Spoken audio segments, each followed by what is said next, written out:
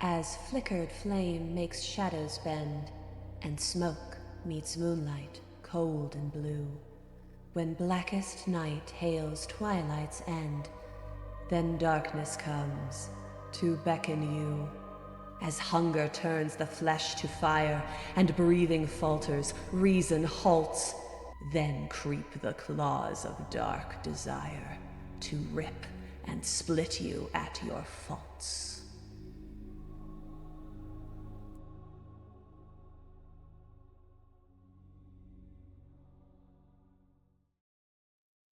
Heat. Stale, stifling heat. Even 60 feet below the waking world, the heat of the Morabian sun will find you. Sweat mixes with the dust of ages on your face, stinging your eyes. So far, clearing this ruin has been routine, almost enough for you to let your guard down. Some sort of jail complex, a municipal building from the Osirian occupation of Morab nearly 5,000 years ago. The city official you spoke with had little information beyond that to share with you, as almost no records from the centuries of Osiriani rule exist. The workers who stumbled upon the ruin while clearing the way for a new building project could not tell you much else. They say Morab is a city built on bones, and these were picked clean long ago, leaving barely a headstone behind. The only resistance you've met up to now was a rather nasty infestation of necral boar worms, undead vermin from the Darklands who are sometimes drawn to the vibrations caused by the surface world. Moro, though your goddess honors hive-minded creatures, your grace towards them ends when they become a threat to your friends. Seenza brandished holy water, fusing vitality to her attacks with the power of her charisma. Wick tumbled and sliced at the creatures with his rune-etched playing cards, avoiding their sprays of soul-sapping ichor. Thistle swiped at the wriggling creatures, her hands transforming into draconic claws, reducing their numbers one handful at a time. Then the writhing creatures enveloped your friends in a last desperate attempt to consume them. Just as you had anticipated, your goddess always rewards patience. You released a burst of vital energy, your body becoming a conduit from Shaika's House of Eternity in the First World to the mortal realm. The weakened worms smoked and shriveled as the raw golden light of life passed through them, healing your friends in the process. The ruin fell quiet again, save for all your ragged breaths. You make your way via carriage here to the morning wharf. The hot Morabian sun is starting to dip in the sky, and there's a cool breeze coming off of the inner sea. It is not quite the height of summer yet. We are actually still in early spring. But as we established last episode, the heat of the Morabian sun is going to find you, no matter where you are within the city's confines. You go to meet your employer, Count Emmerich Montcrief, Professor Emeritus of the University of Lepestad, art historian, esoterica expert, purveyor of the bizarre.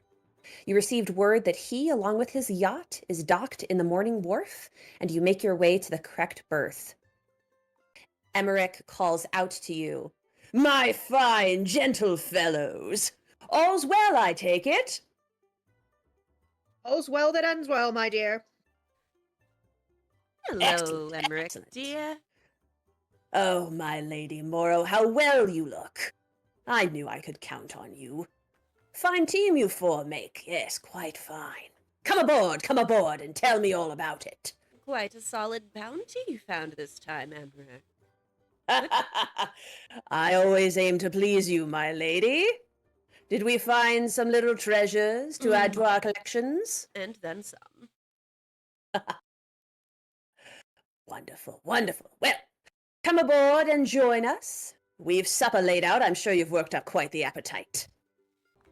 I think that from the moment Wick has entered this room, he went into full-on, ravished, halfling mode, where he's starting to pick up every single type of delicacy off the table. I think at one point he would have, more than just towering, all the cheeses, everything. I think at one point before Log left, him and Log might have been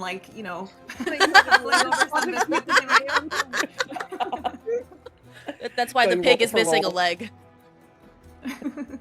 I also think Wick takes his employment very seriously, so I think that he would, even though he knows that this isn't like a time to talk business, he would like to kind of give a look at Emmerich, just so that, and kind of motion to his satchel to let him know that the Tectera banner is safe with him, and he has it, and rest assured, it's safe.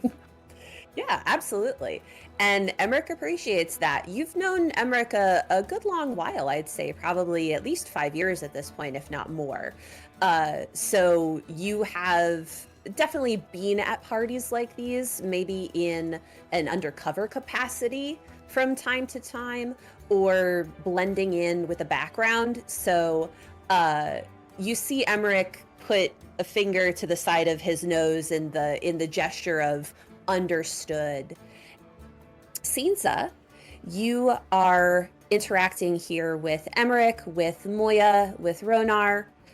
You're very familiar with these parties, like you said, but this feeling that you're starting to get as you're chatting with Moya, who's the priestess of Desna, and you're chatting with Ronar, who is an Ulfin from the land of the Lenorn kings, who decided to leave his homeland to not try to scrabble for some petty little kingship, but to see the world.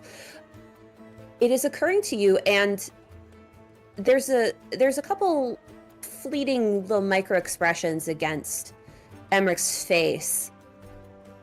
You're a peer at this party in a way that you really haven't been at this point. And Emmerich isn't necessarily used to that either. He's doing what he can not to talk down to you, as it were, but it is common and natural for him to ask you to refill his cup, or to perform, or he will prompt you to say something or to show off your studies. It's not malicious, but that is the hierarchy that has been established between the two of you. And it is not necessarily causing friction, but you do feel that tension there. Yeah, I think that it's difficult not to fall into old habits, I suppose. To not I think the friction starts unnoticed within herself. I think that or the tension, the sort of like this realization that I think it's not even at the forefront of her mind that, like, oh, she's not helping throw this party, she's attending this party. And so, I think she doesn't even break conversation when she's asked, oh, Sinza, could you grab me another? And she has no issue with, yeah, and she continues talking and then grabs something else and pours or something. She doesn't break conversation. It's not at the forefront of her mind, because she's so used to this. But as conversation goes on, whatever it is that Emmerich might say or ask her to do, after a while, I think that's when it starts to become evident of, like, wait a minute, I want to have my own conversation. Come on, I'm an adult here. I'm not. And she doesn't say anything, but maybe her face might give it away ever so slightly. Just might be like a slight hugging of the corners of her mouth when Emmerich asks her to do something. She kind of like then very quickly tries to wipe it off her face and go on to the next thing. Adorable. Oh my god, I love this. She's learning in real time that she isn't, like, she's having a struggle of two worlds right now. Like, she should be the adult at this party, but it's hard to not remember what it's like to help with these parties. At this point, I think Emmerich is still trying to, because you're a young woman, I think Emmerich is still trying to figure out what you like. So you get a sense that the dwarven woman and Ronar, so Moya or Ronar, were possibilities for you. And Ronar was sort of the first to give you that attention. So I think now, with that high roll, what you immediately recognize is that he's watching to see which one you're going to gravitate to. I think the moment she realizes that, because I've been conversing off and on with both Moya and Ronar, correct? Mm-hmm, yes. I think with that, she realizes that Emmerich is trying to figure it out, and she looks back to Ronar and then looks at Moya, and sorry, do it's a little stuffy in here, don't you both think? Are there bars just off, like in the dock area, that either of you know about? Any that are? I so rarely get to spend a lot of time in areas, and I love just kind of one of my favorite things to do when I go to a new place is to go where the locals like to eat and drink. And if there aren't any locals, perhaps people who are, and she gestures to both of them, studied, traveled to know their way around a place.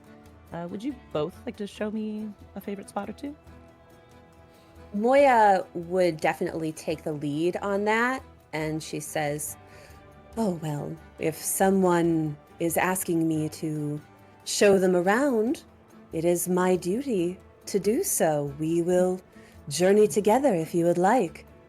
And Ronar laughs and says, "Anything to get another ale. Lead on, ladies. I am at your command." And please, I'm for your troubles of showing me around, the drinks are on me. And I don't think she looks at Emmerich on her way out the door with both of them, but she makes it is. I mean, 3 people leaving at once, and I feel like that is obvious enough. And she will want to also, if she is going to partake in Emmerich's provided entertainment, she'd rather do it not on her effective adoptive quote-unquote family member's boat, and she can come back in the morning. Afraid this party's already winding down. You've barely gotten to experience any of it, my Lady Morrow. I hope you're not too disappointed. I wouldn't say disappointed, Emmerich dear. This is rather grand.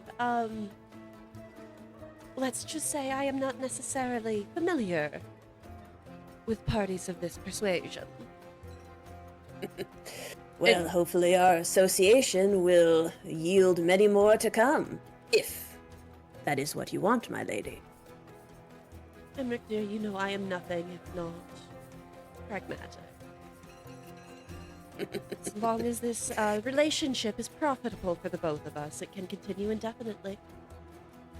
Indeed, well, pragmatism and profitability. You may as well be whispering sweet nothings in my ear, my dear. I am Well. relatively sure that your wife would decapitate me should I try. And that's why we both love her. Okay.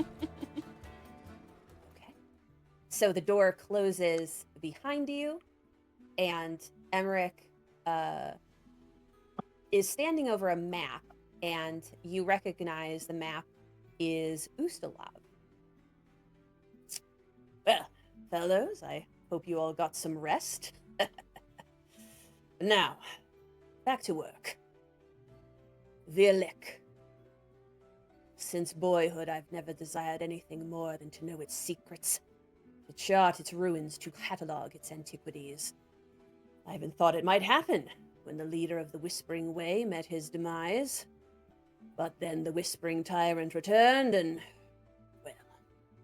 But, fear not, my friends. We'll have them yet. Just you wait.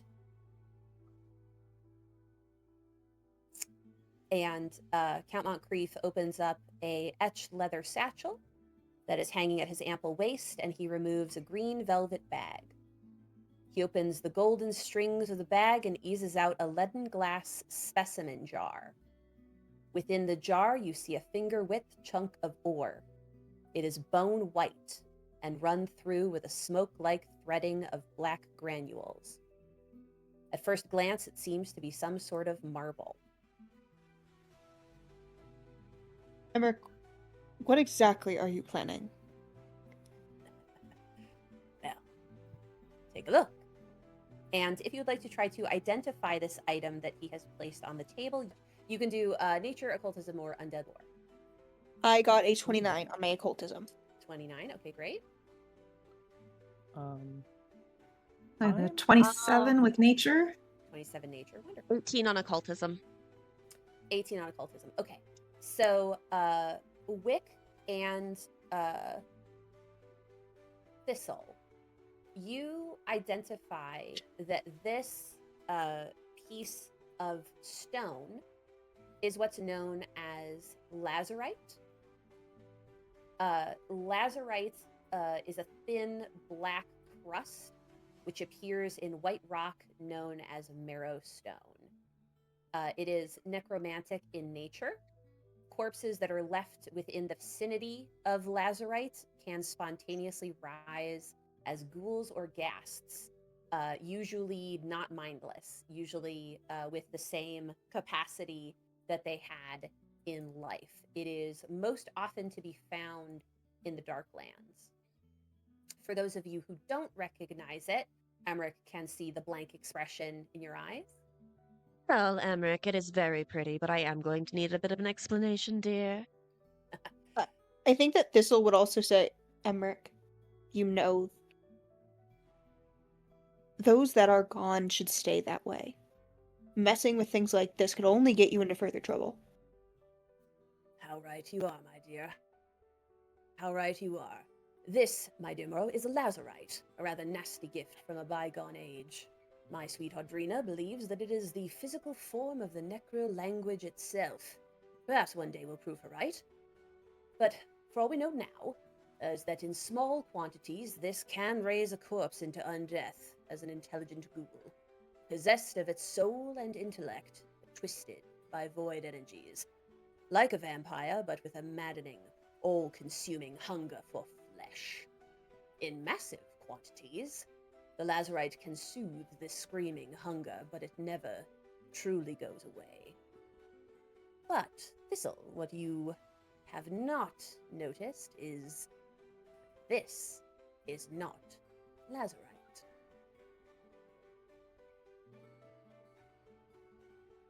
Go on. This particular fabrication is a derivative of lazarite, a facsimile, if you will. And with this false lazarite, there are several superior properties. Firstly, no amount of artificial lazarite in any quantity ever produced has ever been documented to raise a ghoul. Ever. Second, in large quantities, both ghouls and zombies have been known to stop dead in their tracks in its presence, as is petrified. And lastly, well, I'll leave that to be explained by its creator.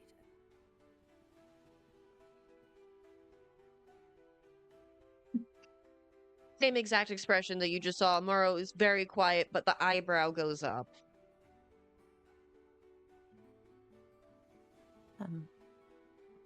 Sorry, I think the silence draws out, and Sinza kind of looking like, sorry, was somebody supposed to come in there? Come in? Are we meeting someone, or to explain the? One of our associates is securing the safe passage of the creator of the artificial lazarite. Safe passage out of Marab as we speak. They've been working very closely with the government the past few years to develop this miracle of alchemy. But now they've agreed to come with you to Ustalav. I promised them a state-of-the-art laboratory, assistance, and all the lazarite they need to produce enough of the false stuff to take Virlik back. Playing a dangerous game, Emmerich. Level? What's the end goal? You don't take risks this big unless there's a huge reward. Don't you think taking back the lost county of Virlik is reward enough? Treasures untold, countless artifacts, and who knows what else they have discovered during their time there, the intelligent undead who walk its hills. You make a good point. The dead, intelligent or no, probably wouldn't have much use for quite a few of the artifacts that probably lay untouched in Virlik ruins. Huh, interesting. And we're to accompany this person, the creator, just to do what? The laboratory and the assistance you'll leave to me.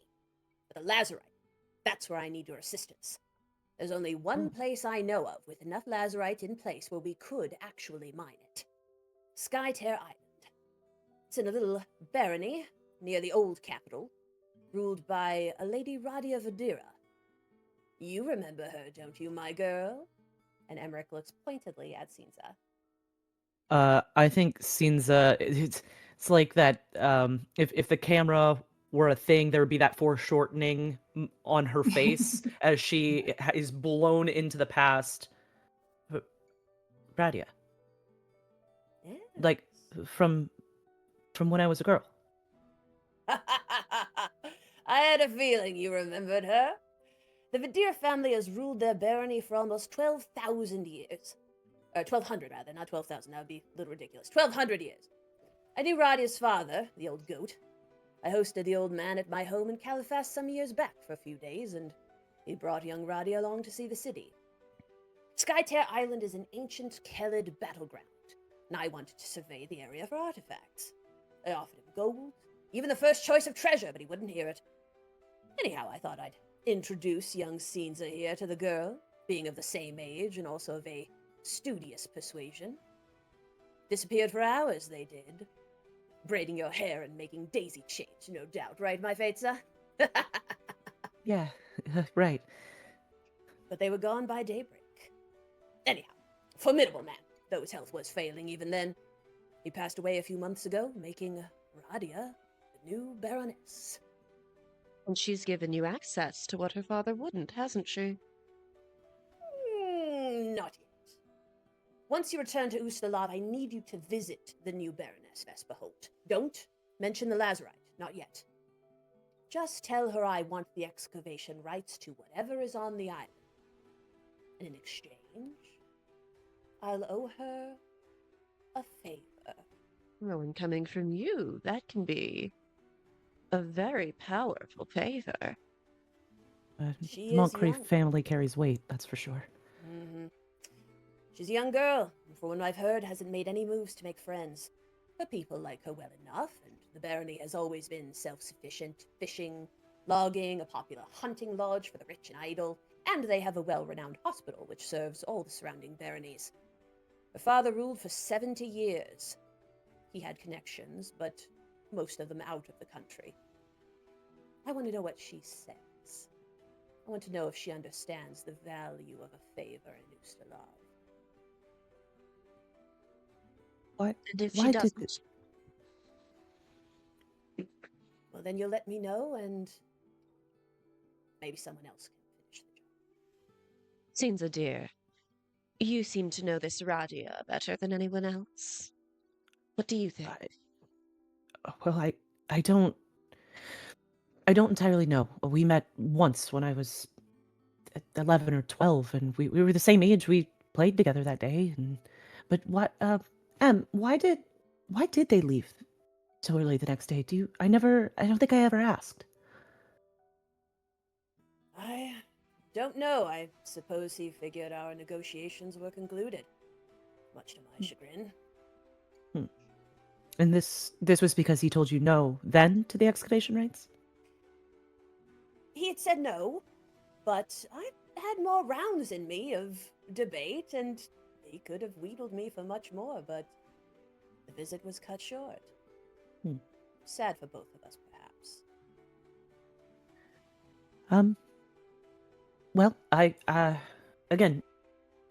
haven't seen her in some time, but at least we do have a connection. If she remembers me, that could be used to her advantage. And I remember her as being very nice, and I think she would be reasonable, but basing diplomatic relations off of a play date amongst preteens seems a bit of a stretch. Amber, Cinza dear. Everybody wants something. You just need to figure out what that is. Yes, as you've mentioned in the past. Well, Speaking of wanting, what exactly do we get out of the deal? Continued employment? But you're right, Thistle. Perhaps I am putting the cart before the horse. Your cut of the contract from yesterday, 140 gold, will be delivered into your personal accounts into the Bank of Abadar. In fact, it's already there. There'll be more upon safe journey to Vesperholt, and even more still should this contract come through. And then, of course, you'll need to guard the island and establish the laboratory, and who knows what else may occur? Ustalav is a dark and dangerous place. Sounds like the work of several human lifetimes. Well, I only have my one, so hopefully we'll be able to push this cart now that we have put it behind the horse, right, Thistle? Push it forward a little faster than that. This is why Emmerich works fast. Only the one life. So. Right, well. So the just so I fully understand, we are paving the way for the laboratory to go to. We're not taking the shipment of lazurite from the island. We are trying to procure space for the laboratory there. Correct. I'll send more details to you as we go. But first, I've arranged transport for you and the alchemist on a merchant caravan carrying produce from Geb. It's not the most glamorous of accommodations, but it's safe and direct. Plus, all the fruit you can eat. Standard dossier, I assume. Yay. Indeed. Well, any other questions for me, my dears? When do we leave? Well, I believe they're making their passage ready today. I'll have a cart take you down to the Redwater docks. And that's where we will... Oh, go ahead. Where will you be headed from here, Emmerich? Are you headed back to the manor, or do you have business elsewhere? Well, now that I have this burgeoning relationship with the city of Marab, I thought I might explore it a little bit more before heading back to the manor. I have time and a very competent secretary by my side, so why not make the most of it? But rest assured, I will be along in my Competent's a word. Thistle's gonna start going to pack up her bag. Perfect. Emmerich All has right. always had a taste for the strange and exotic. Let us know what you bring Adrena back. She's always on my mind. Kinza dear, just how devoted are you to Emmerich Montcrief? I mean, it's a strange question to ask of someone you know was raised by the Montcrief family for the last, 12 years of my life. Thistle's gonna kind of. You could abandon family at any time, really, if you think about it. He may have raised you, yes, but he also may be playing with forces beyond his understanding. There seem to be a lot of variables in play that might not be worth money. Sure, but you do understand this is what he does, right? Like, this I is do. his forte. And we were selected because we play into that forte. Kinza dear, do you know how old I am? No, and quite frankly, I don't really care because age doesn't necessarily mean you know everything. It doesn't, but it does mean I have seen quite a bit. 212 years worth, to be exact. Congratulations, when's your birthday? We'll have a party. I asked. Right, crew. How about we Thistle dear, get give me a focused, minute. I do have a point. then get to it. I ask, not because I doubt you, and not because I doubt Count Montcrief's intentions. I do think that the one thing Emmerich wants, well, two parts really, is money and artifacts. And this sounds riskier than anything else he's ever sent me into. I don't know how thoroughly he's thought this through. We're going to go. We're going to attempt to do this job. But please consider what I said, because there may come a point where you have to choose between your devotion to the Count and our survival. Food for thought. And she is going to walk towards... She's just going to walk away at that point. She's walking towards the ship. Since it's going to follow right after, Maro, I don't think you get to instruct me on what I need to consider in the future. We were hired to do this. We're going to do this. If you're so concerned, then you can decide to walk away. I never, if you'll recall, I didn't tell you one way or the other if I was incredibly devoted or not. I'm here because I have been selected because I'm good at things. And I would like to utilize the things I'm good at to do something. Don't tell me what I should or shouldn't be doing. Food for thought. But you're right. Eat up. I will not tell you. But if that's going to be your attitude, if we get down to the wire, I'm saving myself first. Don't forget that. You give off the vibe that you would. So, let's board. So this is a cargo ship, the Pale Pioneer, waiting in Marab's Redwater docks, so named because of the fishing business, which stains the waters red with blood. The ship itself is old but well maintained, with patchworked wood and riggings, and spotlessly clean. The sails bear the emblem of the Export Guild of Geb. Stepping on board, you smell an unsettling combination of sweet vegetation and rotted flesh.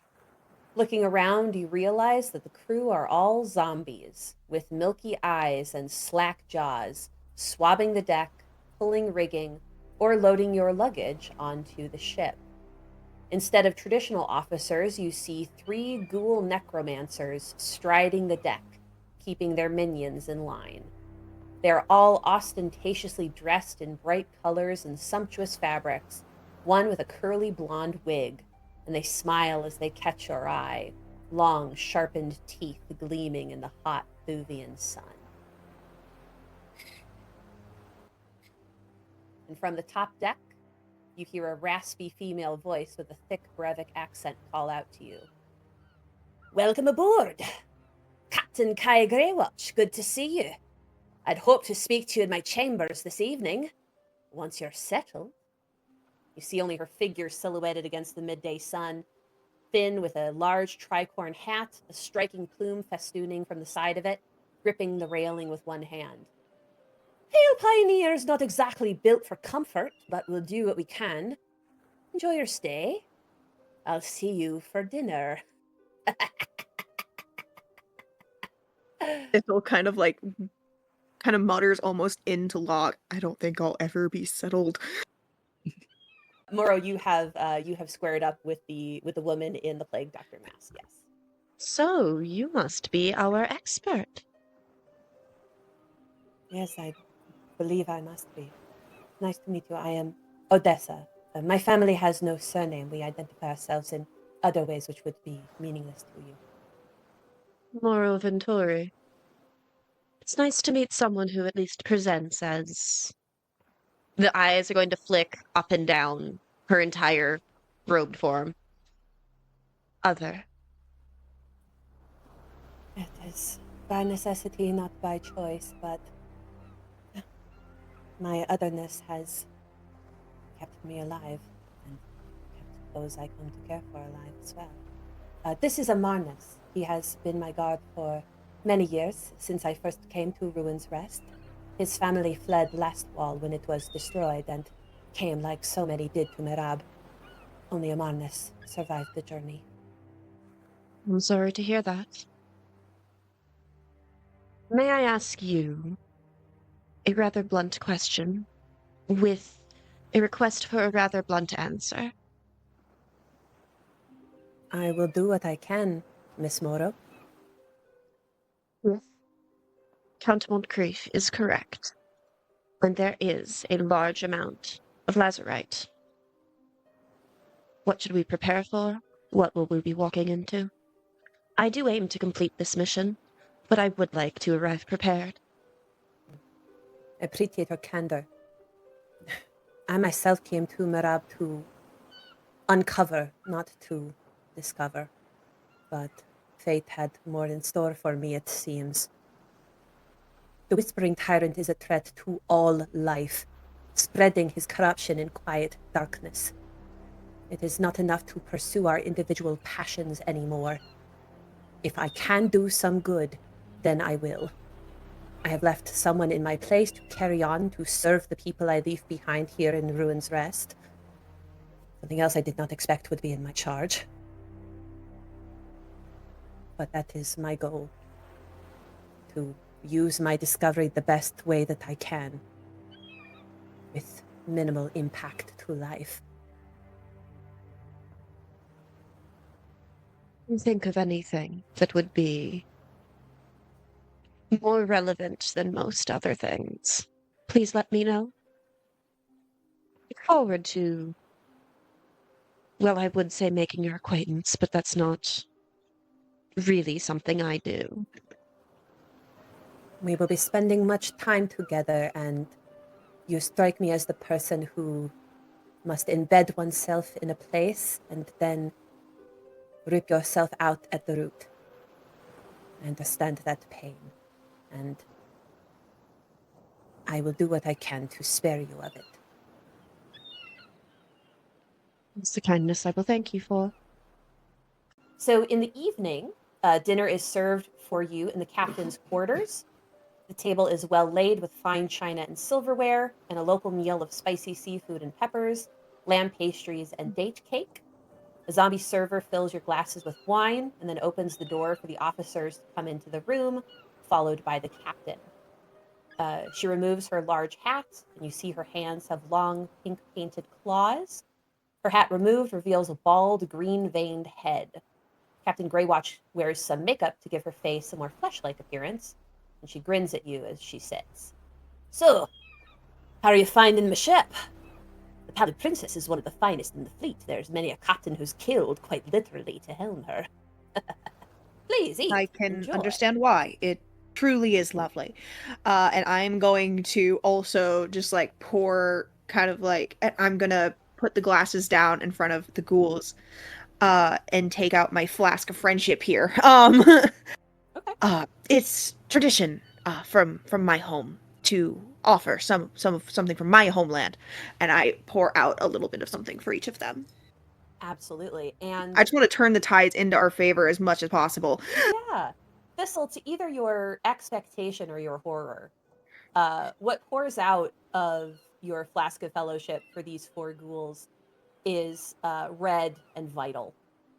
And they I'm not gonna look. What I as it pours out, I feel like Mara was kind of expecting that. And through your mouth, dear, breathe through your mouth. but something that occurs to you, particularly to Moro and to Thistle, as you all sit down to eat, while they are doing their best to navigate with their claws, they are eating quite not daintily necessarily, but with a calm that is not normal for ghouls. Ghouls are ravenous. Ghouls are gluttonous, and they are wild when they eat. And yet here you are having a well-laid, very normal meal. There's grilled fish, there's clay pot cooked vegetables, there's soups, there's this lovely little spread here that was probably purchased and brought onto the ship from some of the local vendors, and they are happily eating and conversing with you with a patience that is strange. This is a two-step process. First of all, being the self-serving bitch she is, can I make a medicine check to make sure no one's trying to inadvertently or otherwise poison us? Yeah, you can inspect the food that's eating. Am I correct in thinking that would be a medicine, or would you like something else? No, you can do a medicine check for that. It's fine. 13 plus, so I just had it 12, would be 25. 25. So you are sniffing, you're tasting little bits, maybe playing it off as, getting it in your bouquet. There's nothing that you're detecting. Also, you're very much aware that you've only just shoved off. If they want to kill you, there are plenty of ways to do it. And it probably wouldn't be today either. She still doesn't trust anybody. Fine. Part 2 to this would then be, what would you like me to roll to kind of rack my brain about why, like, what could make ghouls behave this civilly? I mean, you can talk to them. Touche. I think I'm just gonna ask. Yeah, I'm gonna let Thistle Yeah. take this one. Morrow's Let's- too much of a stuck-up yeah. bitch. I will say if you want to ease into a little bit, you absolutely can. Yeah, I think that's what I'm gonna do. I think I'm gonna start by asking the captain. So you've told us how many men have killed to helm this ship. I would love to hear how you came to be captain. Yeah, well, I've been captain with the Expert Guild for about 60 years now. Up through the lands of Always Winter, down round the Isle of Jelmaray and back again. I know these waters better than my own home. It How requires did you come into the employ of Count Montcrief, if I may ask? This is a friend of mine. I got to know her in Marab. Part of her work, I might say. But, yeah, I was born in Rostland. You pups call it Brevoy now. Up north, far past the Selin River. Not as far as Iobaria, but close. Ivari is pretty. It's been quite a few years since I've been back there. Well, from the stories Odessa tells, it's not what used to be, but maybe it never was. Plague-ravaged land. Not much of a future. And quite a spotted past. being captain for so long does require a great amount of discipline. How do you balance it all? I think that's her subtle way of kind of like Yeah. asking. Absolutely. Just so I know I say it before our wonderful Surrounding yourself GM with the right says people, anything. lass. So I know I've said it before our wonderful GM says anything. As Thistle asks that question, Morrow's going to kind of side-eye and look over towards the ghouls to see if there's any reactions to any of the bits of conversation. Yeah, the ghouls for their part are listening. I tend to focus on one NPC at a time, just so that you guys don't get course. whiplash and I'm not like playing ping pong. And you don't need to bring up what they're doing now. I'm just letting Yeah. you know the action so it's been said before, just so we're Yeah, all above board they're on our being- meta. Yeah, they're being very personable, chatting. Murrow, I think in this moment, and particularly when she says surrounding yourself with good people, it occurs to you that all of these ghouls are female. Queens. Yeah, and But Thistle, you start talking about, being a captain and how difficult that is and how did she get there. And after a little bit of conversation, Captain Kai scratches her bald head with her claws. In life I was no one. Frightened little whelp. Too scared to dare raise my voice to my husband. Great fat oaf of a man. Barely serve him his breakfast in the morning. I was so nervous I'd whack him with my pan, free myself of him. I prayed to Aristil to make him kind, to make him a good man. A priest, degenerate, told me since I didn't know how to make the man love me, and he'd teach me how to do it properly. So I stopped going to church after that.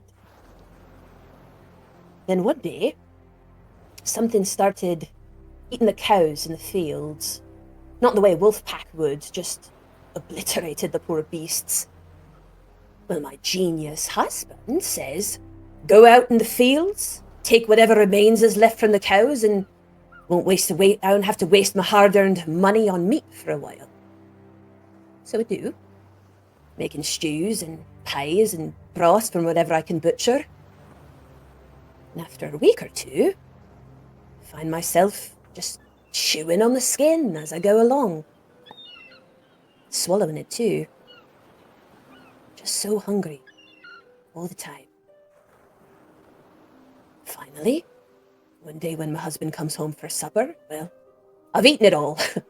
And everything else in the house, and that fat oaf says, well, what is there to eat?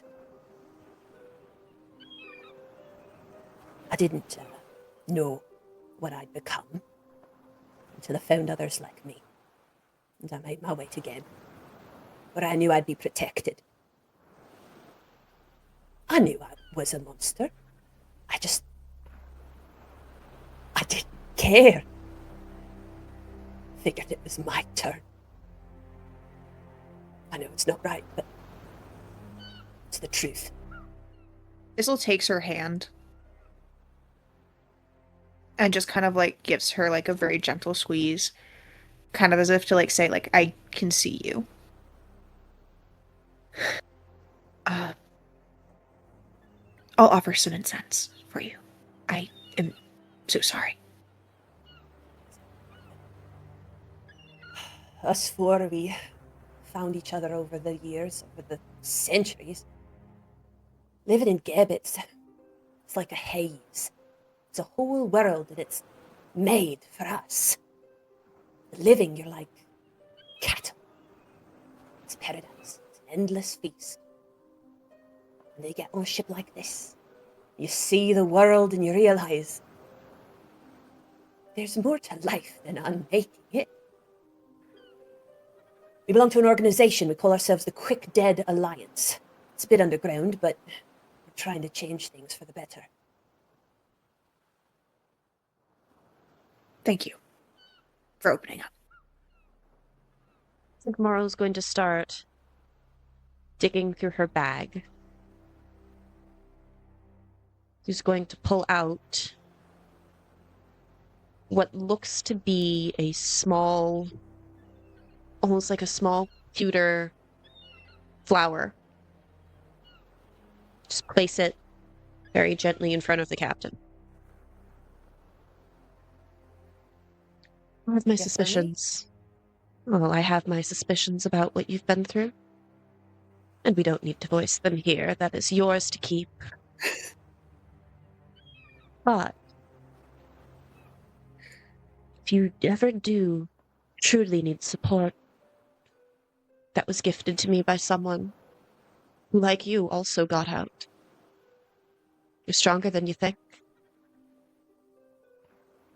She And if takes there's it. one thing I've learned, monsters go bump in the night, so why shouldn't we?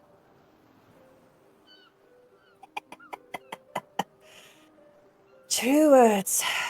I could tell from your pallor you've crossed paths with us, maybe swords with us from time to time. Only in You passing. carry such stories on your skin. It's remarkable. Our priests, they tell us every day that the living yearn for death because it's only we who truly enjoy life. That's not true. All of us undead, we hunger. For us ghouls, the hunger is for flesh. And unlike the zombies, those blessed idiots, we feel it. Every second of our unlives. They want us to embrace it like it's a gift, but when we do, we forget everything else. But with this, and she reaches into her coat and pulls out a brooch. And on one side, it is the death head moth, which is the symbol of Urgathoa.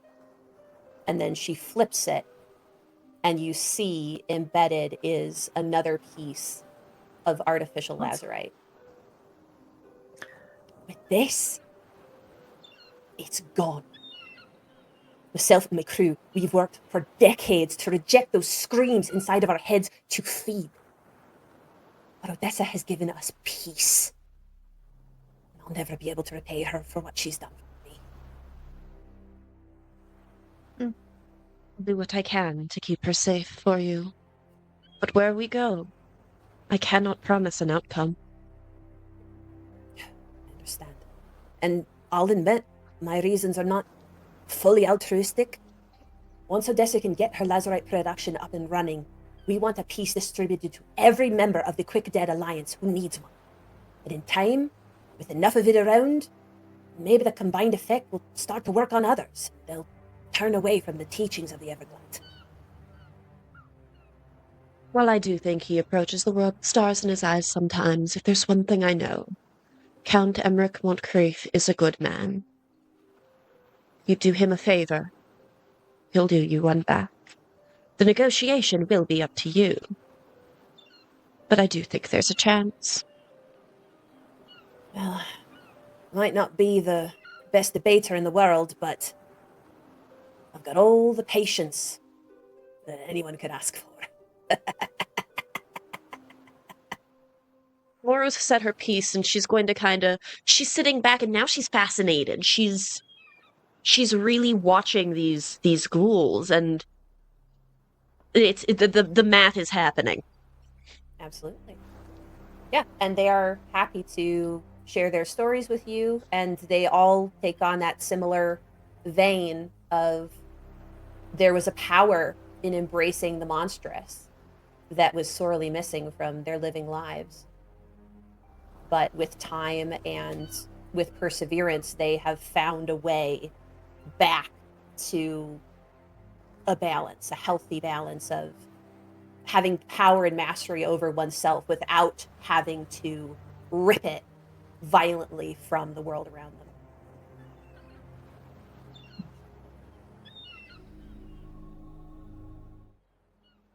Morrow, do you have a minute?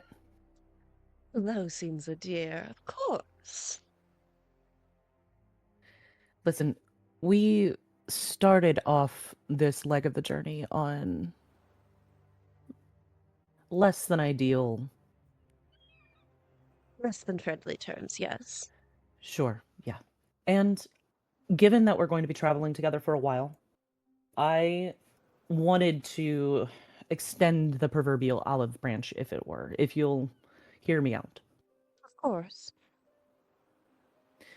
From a clutched hand, she produces what looks like a small carved, I'm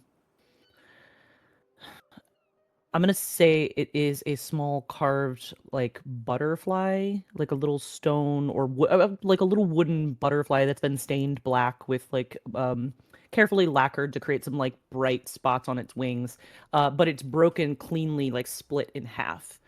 And she extends it in pinched fingers, like expecting Morrow to hold her palm out for it. And if she does, she'll deposit it in her hand. This is very pretty, dear. What is it? It is... Consider it an agreement.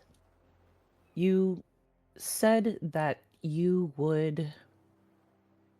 If push came to shove, you'd choose yourself first.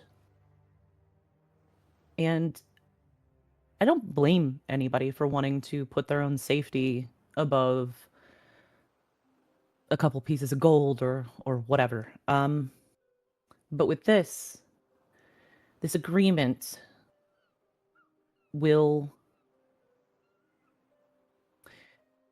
It says that I would choose you too, if you would also choose me. You can see that this is not at all the direction Morrow expected this to go. She, for once in her life, she's a little speechless. If Sinza notices, I think she chooses not to show it because that's not the point of this. She kind of smiles. It's a genuine smile. I just don't think that this team is going to work. And we're not going to accomplish our goal if we can't trust one another to look out for each other. And so, this will allow us to be a little closer when it comes to helping each other out, if possible. And I think you'll find that I am easier to aid, and it will be easier for me to aid you as time goes on. And mechanically, for your benefit, what this means is that any spells you have that you could potentially cast on me with a range of touch, you can now cast on me within a range of 30 feet. Given that you are a healer, I suspect that will make casting, you will not have to expend, I think, the extra actions to cast the heal spell on me if you are choosing to do so. So you could, as long as we're within 30 feet of each other, you could cast heal for one action on me. And by that same token, Sinza can cast touch spells that she has the scrolls for on you. So that is her way of saying, here, we'll help each other. I'm sorry. May I extend an olive branch of my own? It's not required, but if you want to. I fear you may have misunderstood why I was telling you to think.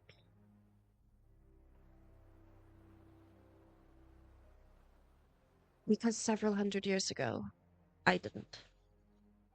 I blindly followed. And somewhere, there is a corpse with enough healing magic pushed into it that the ground will not rot. They paid the price for my mistake. I don't want you to pay the price for Emmerich.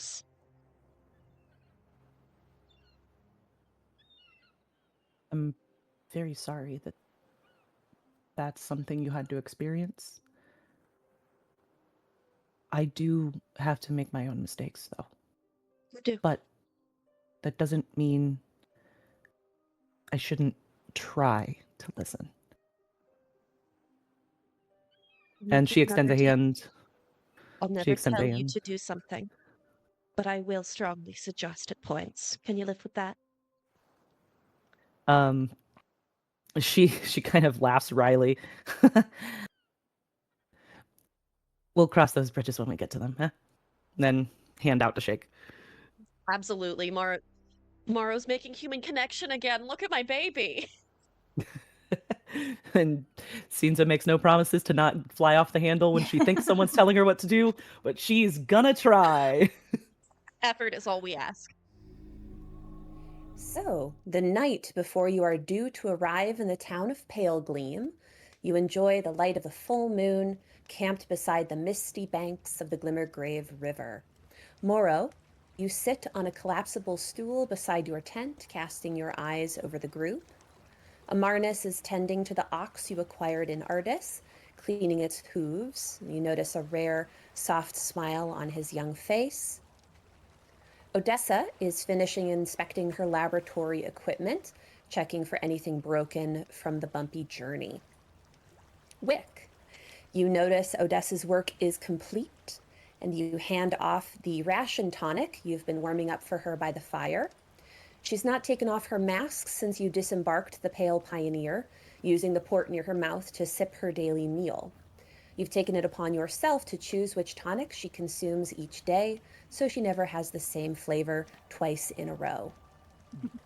And I will let you approach Odessa as she is finishing up her work for the evening. Odessa, would it be all right if I served your potion to you in a separate way today? Wick, yes, I have been growing rather tired of the monotony. What did you have in mind? Well, I've been thinking a lot about your potions. At first I was actually quite sad about them because, well, I love ingredients and I love food, but the more I thought about them, your potions are quite special. Their ingredients all should have very interesting stories of how they were discovered and how you obtain them and put them together. To me, it kind of is a little bit like a soup. And Wick will go and take her potion, and he's going to get a wooden bowl and pour the potion into a bowl and give her a wooden spoon. He's also going to garnish the side of it with like his own tomatoes and some mint and stuff. So he's got this just absolutely gorgeous little bowl to hand back to her. And here you go. I hope you like it. I know it's a little bit different, but to me, it makes me feel like home. Thank you, Wick. I have heard it said that we eat with the eyes first, and everything I see has a filter because of this mask, but I think I see more in this bowl than meets the eye, and I appreciate how you are trying to make this all feel a little more normal. Meanwhile, Thistle, you pick your way through the tall grass to the water's edge to locate Log, who is dug into the river mud, slapping their tail in the muck and croaking with delight. This is why she doesn't wear sleeves. So she's going to put both arms into the mud and just kind of scoop him out with some of the bog. And she's gonna go, "Oh, you're so good."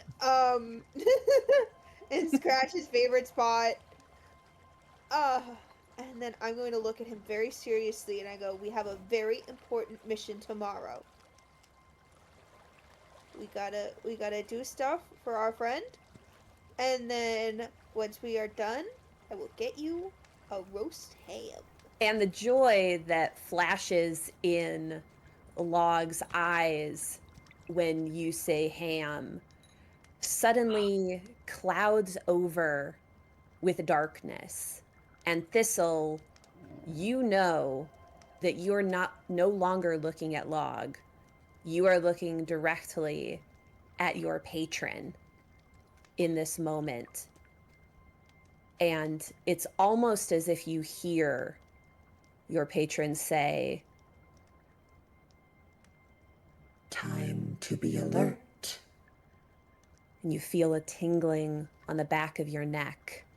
You swipe at it thinking maybe some bug has crawled onto you from the tall grass. But your whole And body... the mud up to my elbows, yes. But your whole body feels on edge, as if something dreadful and wonderful is about to happen.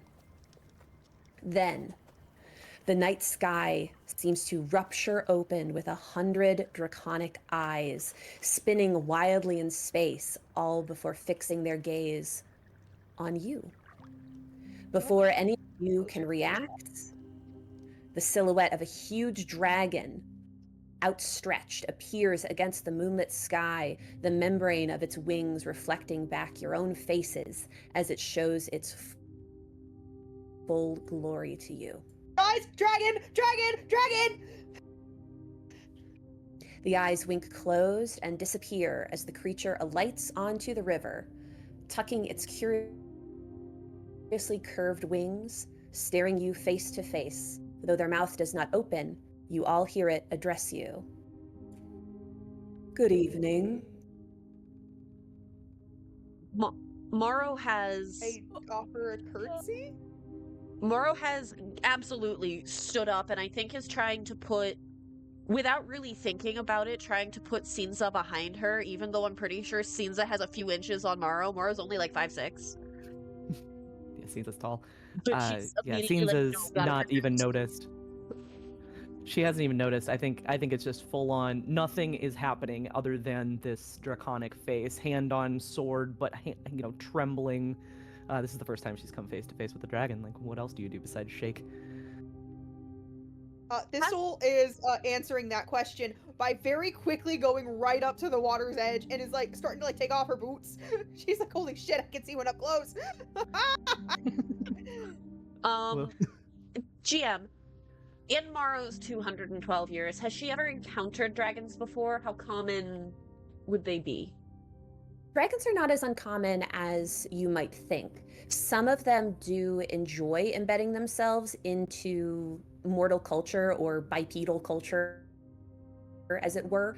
Some of them are very active in the communities. Some of them are tyrannical in the communities. So it's absolutely not uncommon for you to have encountered a dragon. There are fey dragon, there are celestial dragons, so you absolutely may have encountered one, but certainly none with this magnitude. You can tell looking at this dragon that it is probably 1,000 years old, if not more. I feel like the rest of the party can see like the jaw tighten and like the little signs of unease, even though she isn't doing her best to keep her external composure. Wick is scared, terrified. He's a little bit confused as to why the dragon hasn't just attacked. So he's actually getting ready with a fleeing potion because he doesn't want to fight a dragon if it comes to that. It's gonna be time to leave. Okay. So Thistle is moving closer. The rest of you are frozen in place. Wick is ready to leave. Does anyone try talking to the dragon? Yes, loudly, with much enthusiasm. Mood. Okay. Expected. Can I, since I literally have a dragon autism, can I try to use my lore dragon to help me out to know if there's anything like custom that I'm supposed to be following? Absolutely. Go ahead and give me a roll. Excellent. 18. Okay, so with an 18 total, you can identify that this kind of dragon is an omen dragon. Omen dragons are those who are usually very reclusive. They are sometimes sought out for their wisdom. Rather than maintaining one singular horde, they like to have caches all around a particular area. And omen dragons have a particular talent for seeing into the future. You, Thistle, are old enough, and Moro certainly is old enough to remember a time when prophecy was much more potent and things could be predicted with accuracy. That time has passed. So the omen dragons of today are much more cryptic, much more cagey than they used to be, and many of them have, like so many priests and seers and prognosticators did over 100 years ago, gone quite mad with the inability to see the future. Okay, I'm gonna say, we would be happy to move camp if we're in your way. But I do have some questions. And then she pulls out like from her skirts like this really big binder and it's quite literally embossed questions I have for dragons. I feel like Thistle's going to feel Morrow's hand on her shoulder. Just be like, and I'm like, I got this, I got it. It's cool. you So, and then take she like starts like paging through, trying to find her specific questions for this specific kind of dragon.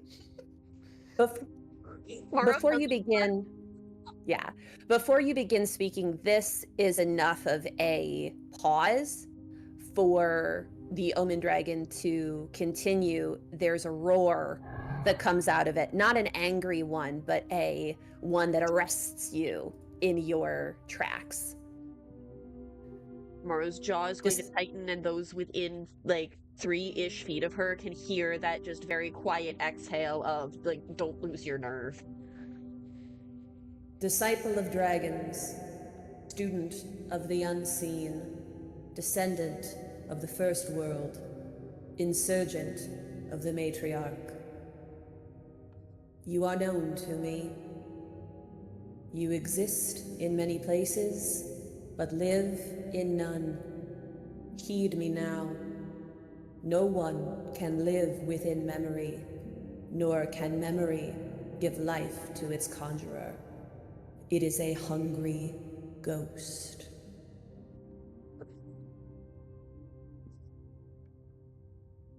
I'm gonna look at my party and I'm just gonna be like, is he talking to me? Is this about me? Sophia, I believe you've started this. And now I do believe you need to finish it. If I were you, I would ask him anything about why he's here, but I don't really have a lot to help you with this. And then she quietly just kind of offer her hand in support to Thistle. She's like, I can literally hold your hand, but that's all I have for you, my dear. all I can do for you. She turns back to the dragon and she goes, then you know something of my purpose.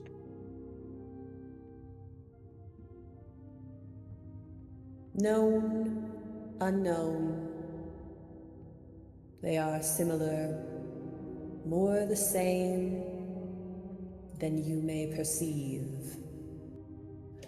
And Moro, that comment you feel a little bit is directed at you as well, as a disciple of Shaika. The enemies of this land trade in whispers. Is the opposition of a whisper silence or a scream?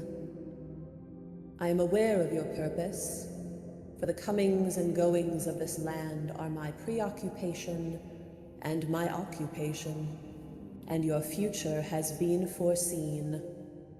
No one yet has cause to look for you, as I do. But when you are seen, you are known, and it is a dreadful thing to be known. And he turns his head to Odessa. Seeker of salvation, through dilution and distillation, you have found salvation for others, but no close to your own satisfaction. Journeyed long and sacrificed much you have, and so unbending is the will of orphaned children. It is not foretold that I give you more than a glimpse beyond the veil. A query regarding the events of the next 7 days, for which you may seek my guidance. So what the dragon has posited to you is that they will do a reading for you. If you ask them a question regarding the events of the next 7 days, they will attempt to pierce the veil of time and give you a warning that you may heed to help your endeavors. If I may be so bold to impose upon you, I would like to know what you deem is most important for me to know. I would not consider myself smarter or greater than you, and I cannot fathom what you have seen.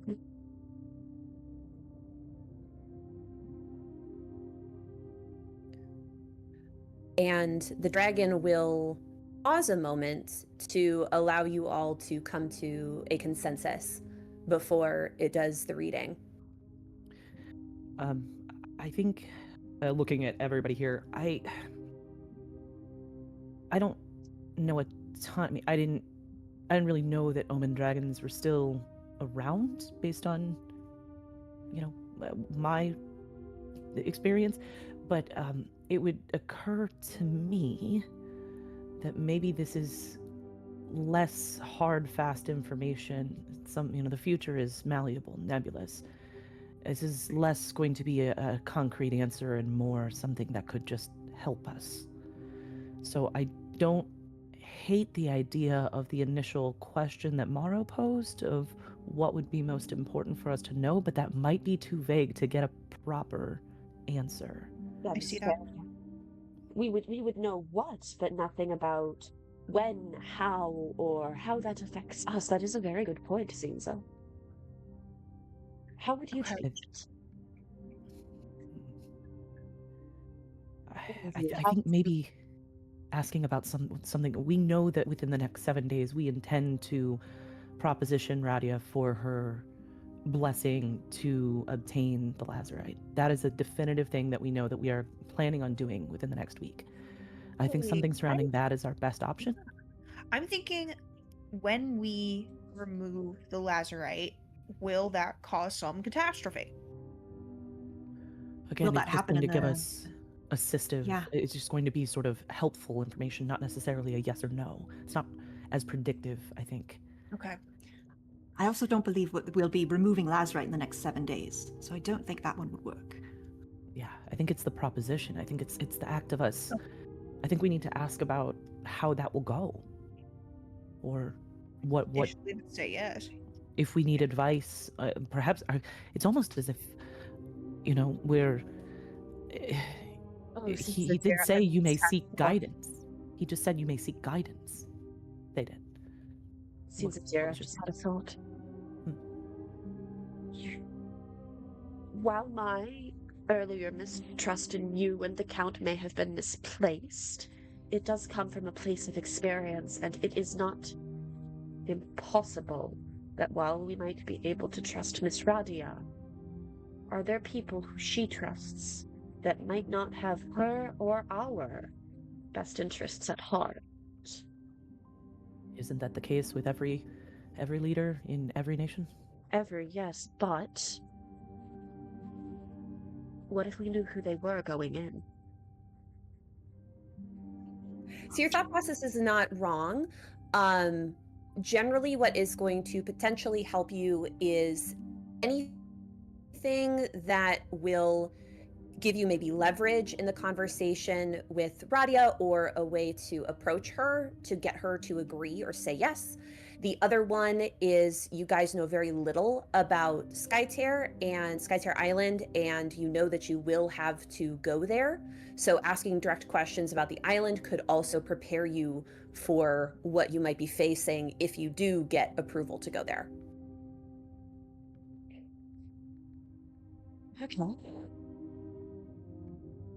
I think Morrow's mind is just racing at this point, and she's kind of just like, the hamster's on the wheel, but nobody's home. It's kind of what's going Right. on.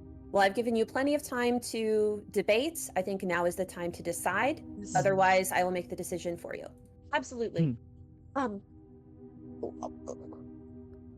Caesar, think Thistle, I think you two should ask a question. Thistle, you know dragons better than anyone here, and Caesar, you know more about where we're going than anywhere else. And quite honestly, I don't know if I'm equipped for this. She just kind of looks up at there's too many variables in her head. She can't figure out what the best thing to do is, and she's kind of overloading.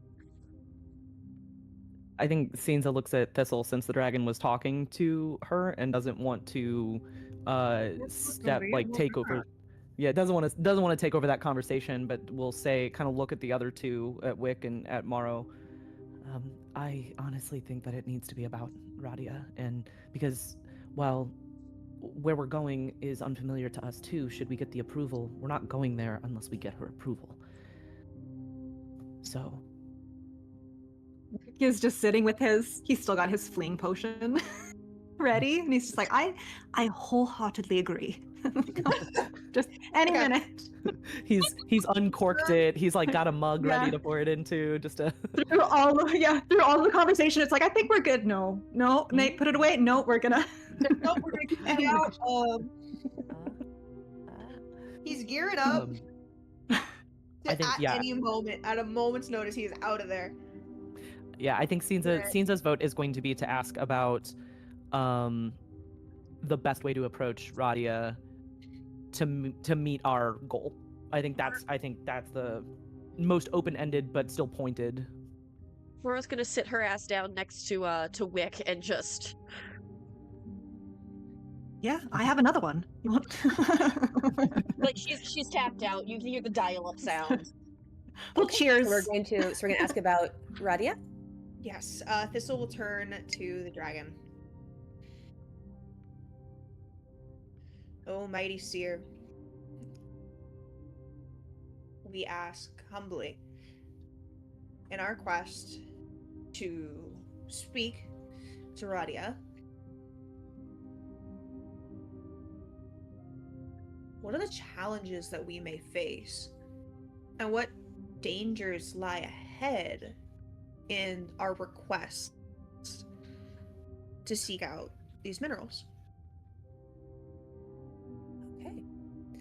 So Gervelin once more unfurls these mirrored membrane wings, and their eyes roll back in their head, so there's nothing but whites as they reach out into the wider world.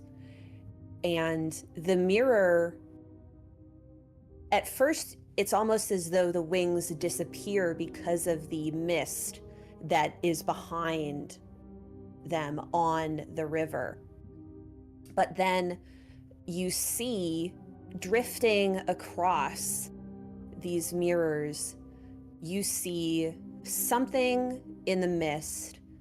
And as you're seeking within this frame, you see tall, dark trees and a rocky facade behind the mist. And it occurs to you that you are seeing a quick glance of Skytear Island, and the dragon intones, "A curse of benevolence, a heart of malevolence, shifting sands, energy, prevalence." And the island grows smaller and smaller, and you realize that the perspective that you were seeing is pulling further and further away until you realize you are quite high up. And what comes into view from these mirrored membrane wings is a large, dark, grand mansion on top of a bluff. Moonlight, eyes of morning, a hollowed heart, full of loss, cold fires contained in a shackle of black iron. And sure enough, as the perspective continues to pull back, you see that the mansion is surrounded by these black iron filigreed gates. And just before this scene is gone. Can we all see this, or is it just... You all see it, absolutely. You all see it, yeah. And the telepathy too is going to all of you at once. Okay. Just before you lose sight of this and the dragon folds their wings back in, Wick, you could swear, and it's not enough even maybe to alert your companions in this moment, but there's a figure, a dark, shadowy figure, and it's much too big to be in the scene that you're seeing. It's much too big to be someone walking up to this mansion, or a guard walking through the trees. The perspective is wrong. And you only get that momentary flash before the dragon closes their wings again. And none of you all noticed what Wick noticed in that scene. All you noticed is those black iron gates, while the dragon was intoning cold fires contained in a shackle of black iron. And your prognostication is complete. Is there anything significant about the black iron that Mara would be aware of? I wanted to say Thistle. That's not even my character. No, not particularly. It's a very common building material, particularly for gates, and there's nothing unusual about it from what you see. The filigree was just decorative. It wasn't like a particular crest or anything like Okay. that. Okay. Exactly. Okay, so Morrow is officially like she does, for once in her life she doesn't know something. And it shows. And go ahead. Well, no, this is all you see. She's useless. Just trying to figure it out. The dots are not connecting. It is wonderful when words have a double meaning, but is there any sense based on intonation on anything, whether that was eyes of mourning, like grieving, or daylight? I thought the same thing. So, because this is a telepathic communication, Sure. I would say that it is the grieving that we are looking at. Okay. But that might not necessarily be the intent. It might be intended to be a double meaning, but as you heard it, it was the mourning with a U. And considering Radia's father passed away several months ago, that might be the reference. Yeah. Gotcha.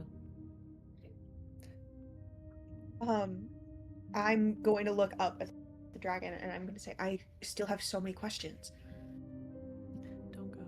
We may yet meet again.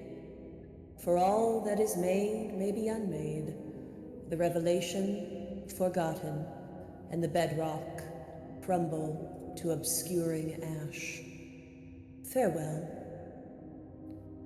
And with those parting words, the dragon unfurls their reflective wings one last time and flies off into the night sky.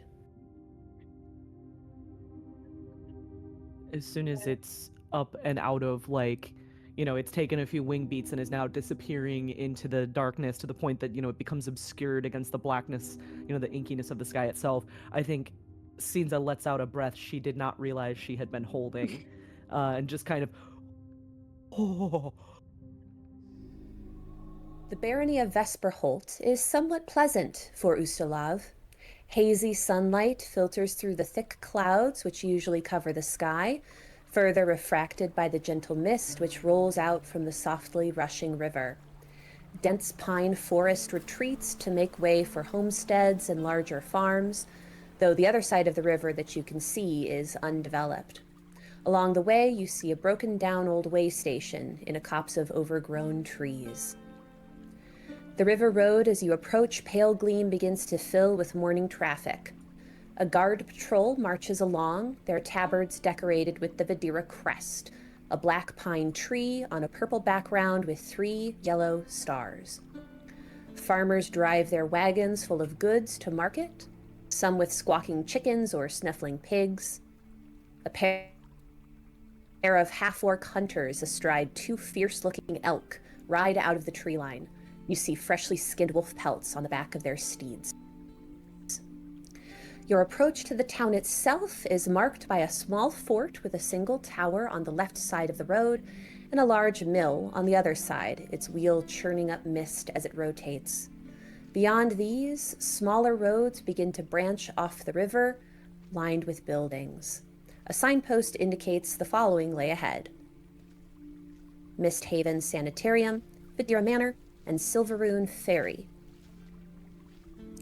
So your tasks right now as a group are to find a place to stay and stash your equipment, and to find and meet with Radia.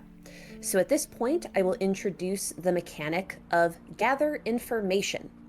So this is a role that you will do that simulates talking to the locals. So rather than having to spend, a ton of time RPing and trying to, wheel and deal, try to get information, we distill it to a simple role. So at this point, I will ask all of our players to do a society check. I'm good at those. Watch I eat it. What are we feeling? Dinosaur dice, blue dice, or green dice? We started with the dragon, so I feel like the dinosaur dice. Dino dice? Yeah. Well, the dino dice gave me a 5 on the dice.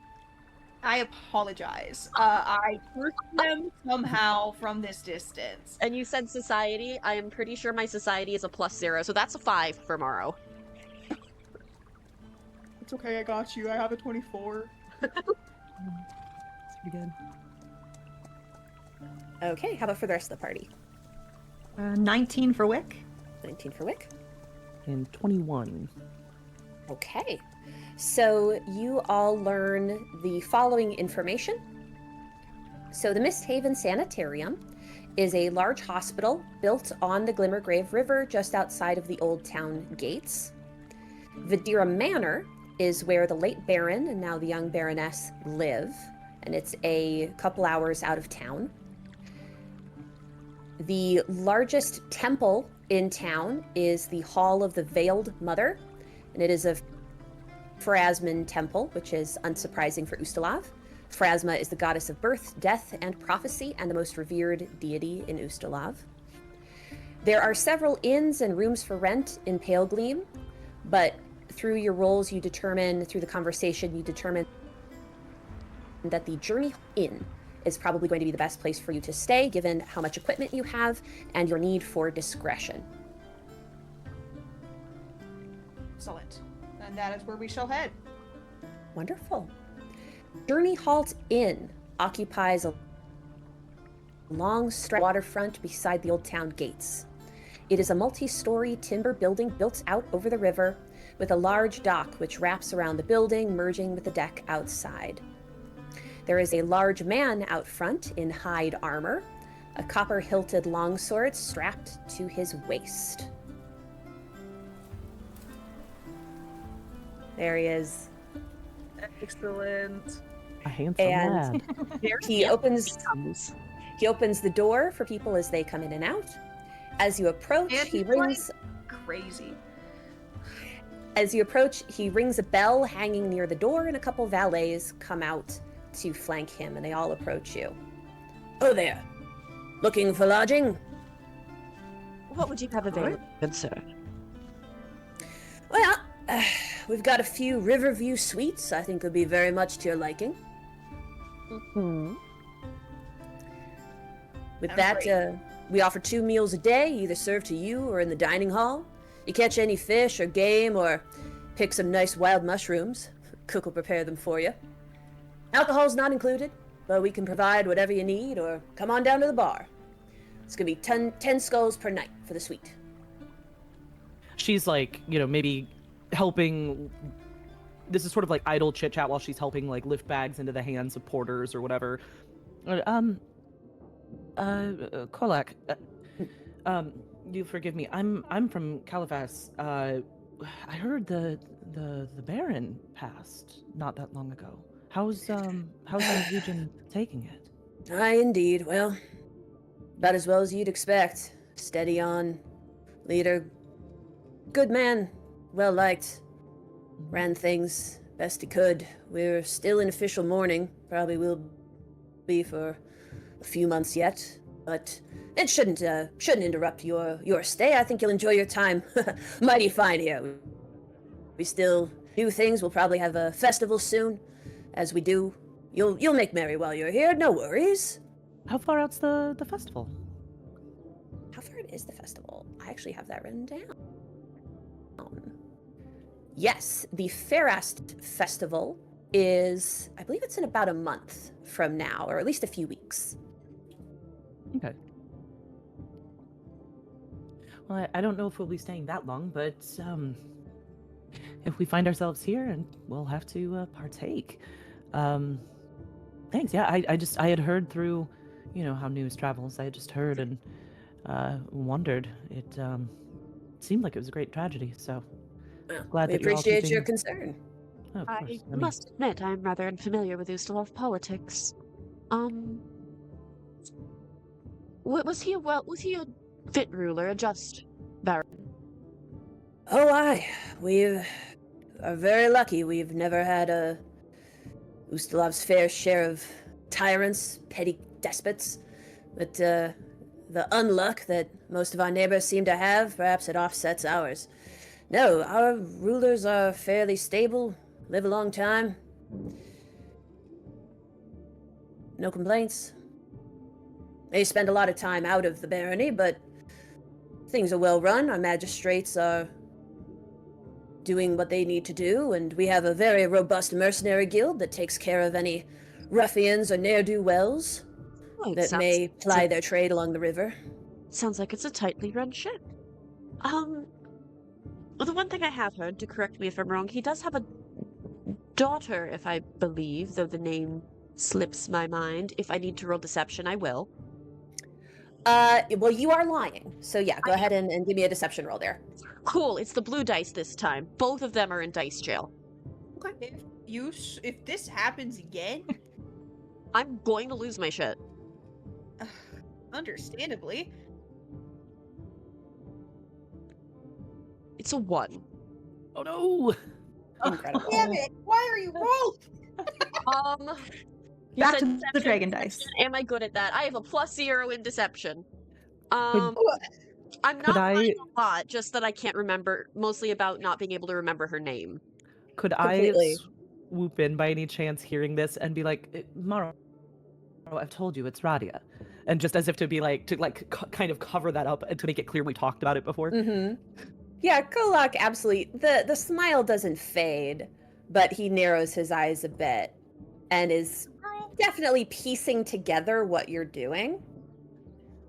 I will roll another And- deception roll if I have to, but she's gonna try to play it off. Of course, I just didn't want to mispronounce anything.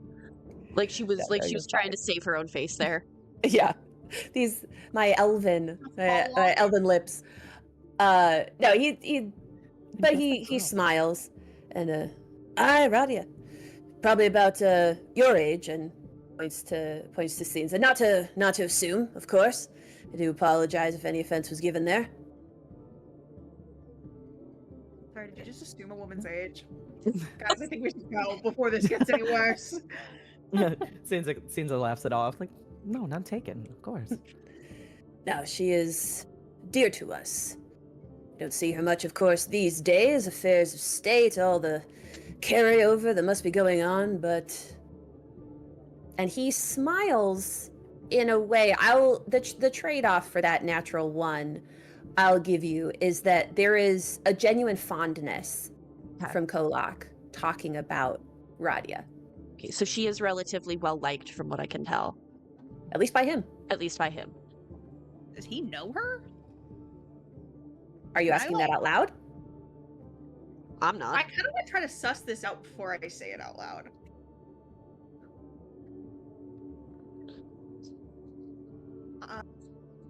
Well, with such a fine establishment as this, I can't help but wonder where they might stay, considering their manor is hours out of town.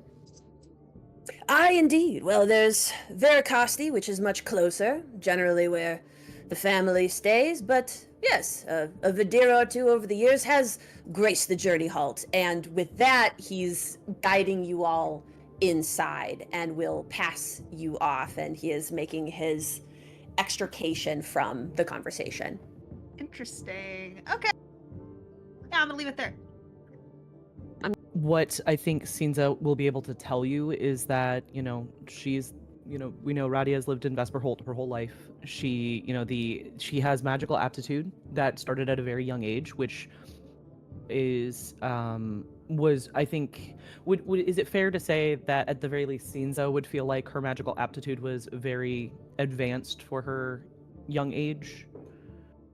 You could absolutely have gotten that impression, yes. The fact that she was able to interface with artifacts and things that you didn't even know what they were was surprising and impressive.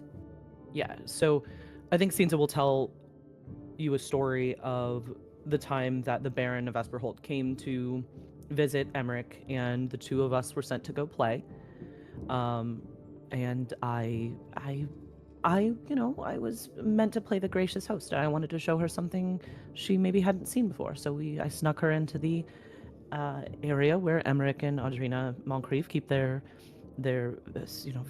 various artifacts. And again, the aptitude that Radia showed for being able to manipulate artifacts that at the time I did not understand was, I think, impressive. I think it's worth noting that she has an incredible inherent magical aptitude, and that is whether she has kept up with that and cultivated that talent, I don't know, but I feel as though it is a safe bet that she would have. It would be foolish for her father to have not wanted to foster that sort of incredible talent at such a young age. The manor itself is large and dark against the midday sky, with ivy vines covering much of the front, topped by several onion-domed towers. Each side of the manor seems to have newer additions built onto it, reflecting its age. Several servants wait to greet you, 2 stable hands to take the carriage, 2 footmen, and a butler standing at the top of the entrance steps.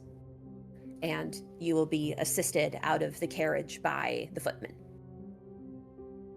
I think Morrow does hesitate to take his hand, though she does, after a minute hesitation, does, oh yes, this is what I'm supposed to be doing. Yeah.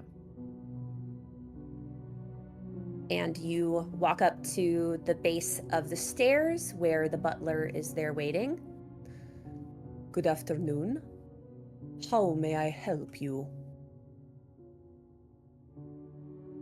Kind of tugs on the sides of her jacket as if to steel herself. My apologies, greetings. We have a meeting with the Baroness. She should be expecting us. You wish to see the mistress? Very well. Yeah. I am Zaidu, the butler of Vidira Manor. Please, come inside. I will see if she is available. Much appreciated. The butler shows you inside the manor. The foyer is of an average size, with a chandelier of clear and yellow crystal casting refracted light around the room. There's a wide staircase along the side wall leading up to a gallery with exits on either side. All the doors you can see are closed, one to your left and two to your right. A fireplace is built underneath the staircase, and you can see that fresh fire has been lit. The floor is made up of intricately laid parquet.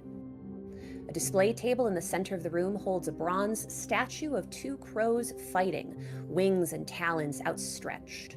The dark walls are covered with various pictures. There's a wooden bench along one wall, but no other objects of comfort in the area.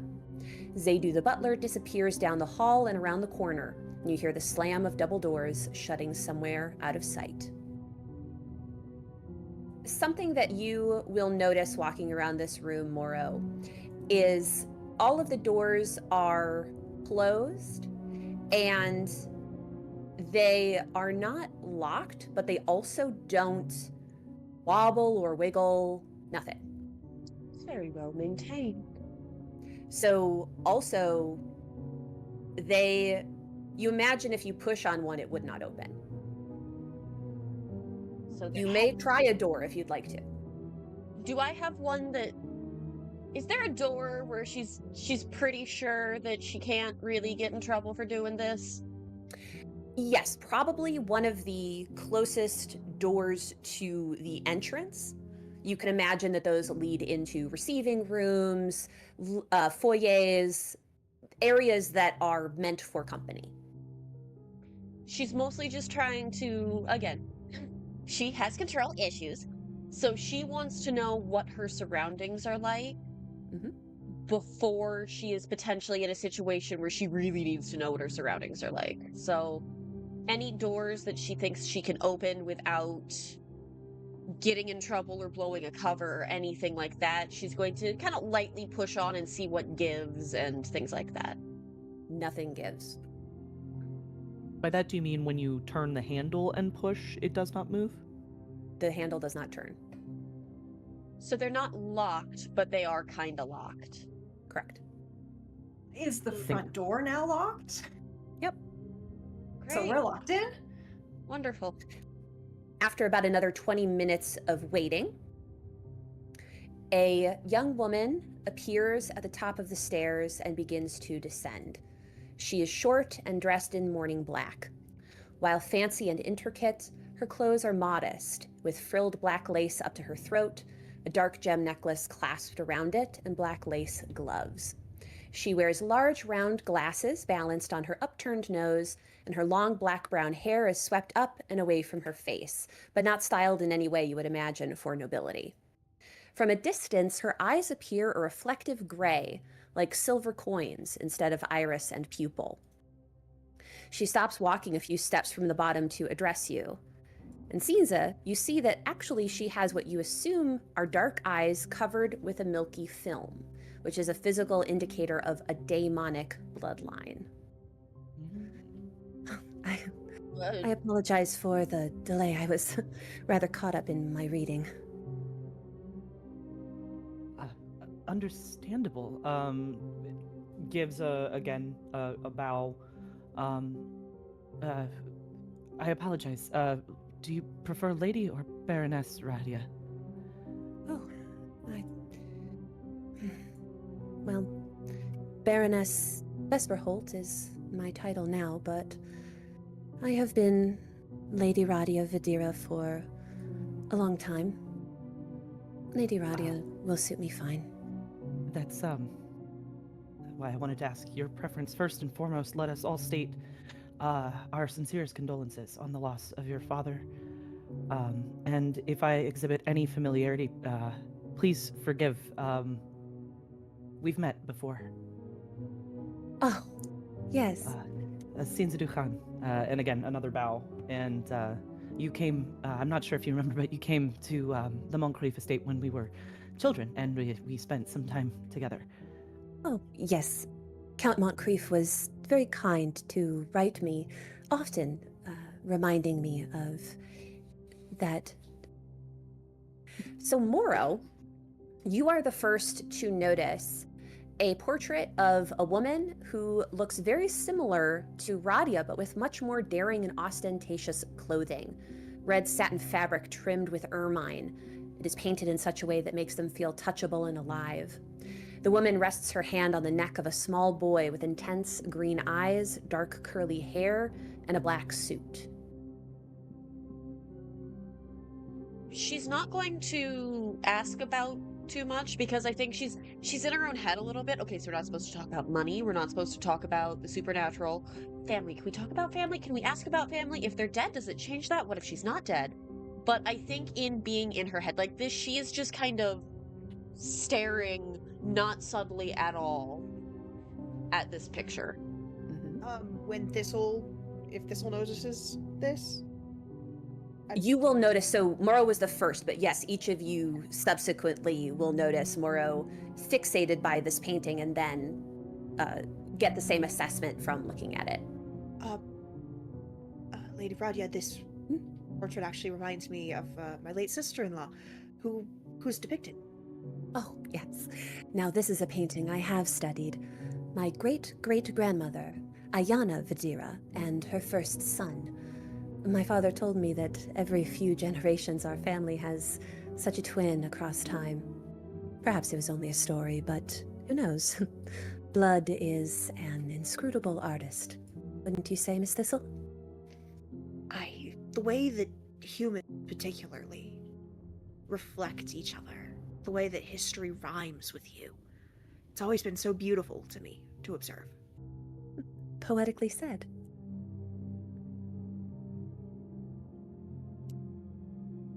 Do you feel kinship to her? I do. I could only hope to be so glamorous.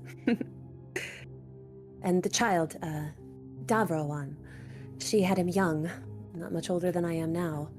And her second, Audard Vidira, who would succeed her as the next Baron, she had after she turned 50. Point of clarification. They're human, or are they... They are human. I think more thinking out loud than anything else. That's quite late for a human, isn't it? Yeah, Thistle, I think, also reacted very strongly to that. Like, whoa! It was a difficult pregnancy, from what I was told, but it was necessary. I apologize, Lady Radia. I did not mean to pry. It just caught me by surprise. You come from history. Stock, then. A lot of my What experience. was that, Thistle? I said you come from very brave and strong stock. Got it. Okay, Morrow, continue. A lot of my history is in battlefield medicine, and I have had to deliver several human children. Men are not the only victims of war, unfortunately. But Indeed. I don't think I ever met a human woman older than 35. It did catch me off guard. Dr. Dayrick at Misthaven and his staff have, through time, been incredibly skilled and attendant. She suffered no pain. I think Shall more we? to make specific note of the way Radia is answering these, because I'm keying in on suffered no pain and it was necessary. Mhm. Now, what is it that you need of me? Deep breath. Well, Count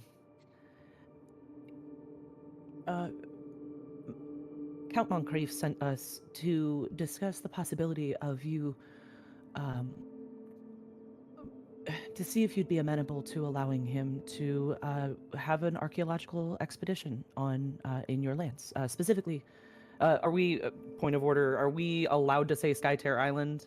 You are, yes. And one thing that I forgot to mention is that Count Moncrief had offered previously gold, just straight up.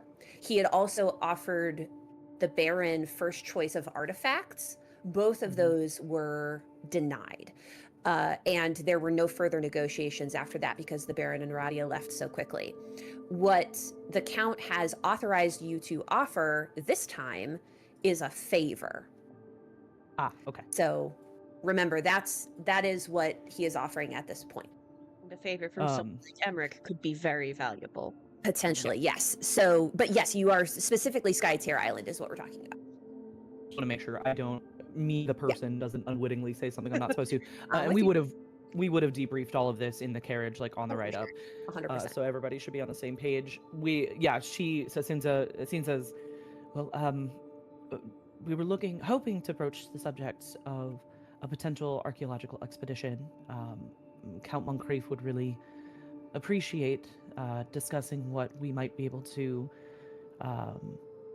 what might need to be done in order for him to be able to take a look at Skytear Island. As far as the archaeological importance goes, he's quite serious about it. Yes. Myself, I don't know much about it. It's a small island, upriver, at least a day's travel. No one docks or camps there. They say it is a cursed place. I believe that was the land Count Moncrief asked my father for excavation rights 2 years ago. The Count was unclear in his writings to me. I don't know exactly what my father was offered, but I do know that he declined firmly. Yes, I seem to remember that being the case as well. After, in the years that passed, spoke of it kind of, and she gives a very dismissive hand wave as if to reinforce the position that she's like, yeah, I don't really know, like, IDK LOL, I'm just here now. But he does seem extremely interested and thought it would be best that we discuss with you. I believe, do I get the sense that Lady Radia would, given what she's already said, know what was offered the previous 2 times, that it was, or the previous, when they had the discussion, that it was gold and the first pick of artifacts, like that's what her dad said no to. So she had just told you that she didn't know what the offer was. Oh, if you I'm so would sorry, like you to did just say determine that. whether or not that was a lie, you would do a sense motive check. Yeah, I think I will sense motive if that's all right. Just because I'm also trying to say, LOL, I don't know. Yeah, go ahead. And sense motive is that's just perception, correct? That's perception, yes. Wonderful. Oh, that's quite good. That's for me, 26, yeah. So with a 26, you can tell that she is holding back how much she actually knows. This is her starting position in a negotiation. Sure. Yes, I'm not entirely sure what they talked about because, as I recall, we were preoccupied. She kind of gives a little, but he has some interest in Skytear Island that seems very important. I mean, I'm sure you've heard of the Count's exploits. He's been well known for looking into places that other people determine as cursed or forsaken, and he's found some incredible things there. I'm sure that he has, Sinza, but you must forgive me when I say that the island is cursed. There are terrible lightning storms. I see them from my window. Echoes of the past, perhaps. Tradition says it was an old Kellid ritual site, and we have so few left in this country. My father preferred to let it be. Noting that was conveniently not mentioned in anything that Emmerich said, that it might have been some sort of historical ritual site or something that the people would have wanted to keep pristine. Sinza kind of bites the inside of her cheek. Of course. Thistle's eyes slowly go over to Morrow. Like, Morrow, damn, bitch, you called that so fast. It did sound too simple. like Morrow's trying not to be a condescending bitch, but she is kind of naturally just a condescending bitch.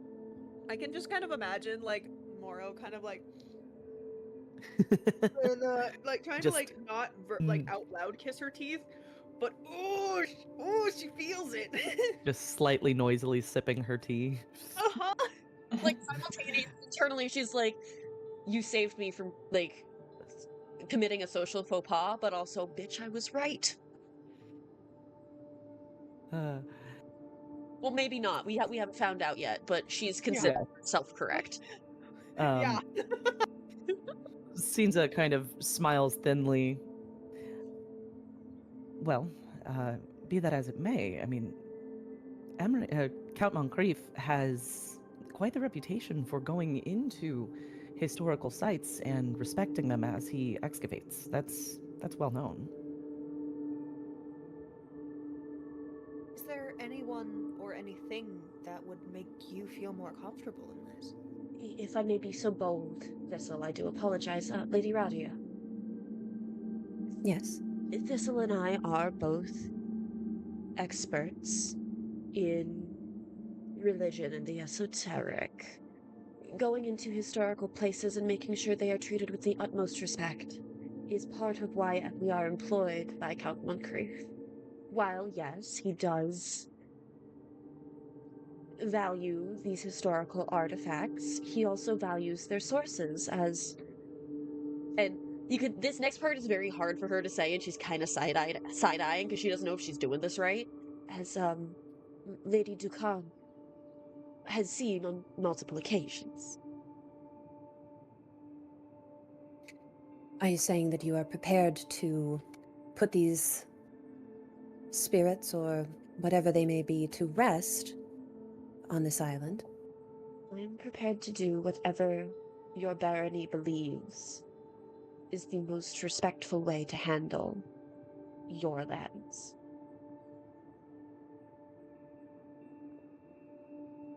And is that all the Count is prepared to give us to loan your services? I cannot speak for... that would be a question for Lady Ducam. I can only speak for my peers' abilities. And she's going to try to find a way to shut the fuck up. She's now very... She's out of my depth, out of my depth, out of my depth, out of my depth.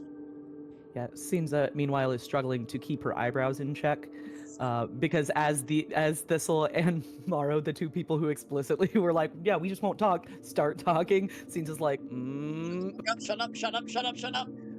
But as the ball kind of gets passed, as the conch starts getting passed back to Sinza, she kind of she smiles warmly and honestly, that's kind of an excellent transition. I say this with gravity, let's say.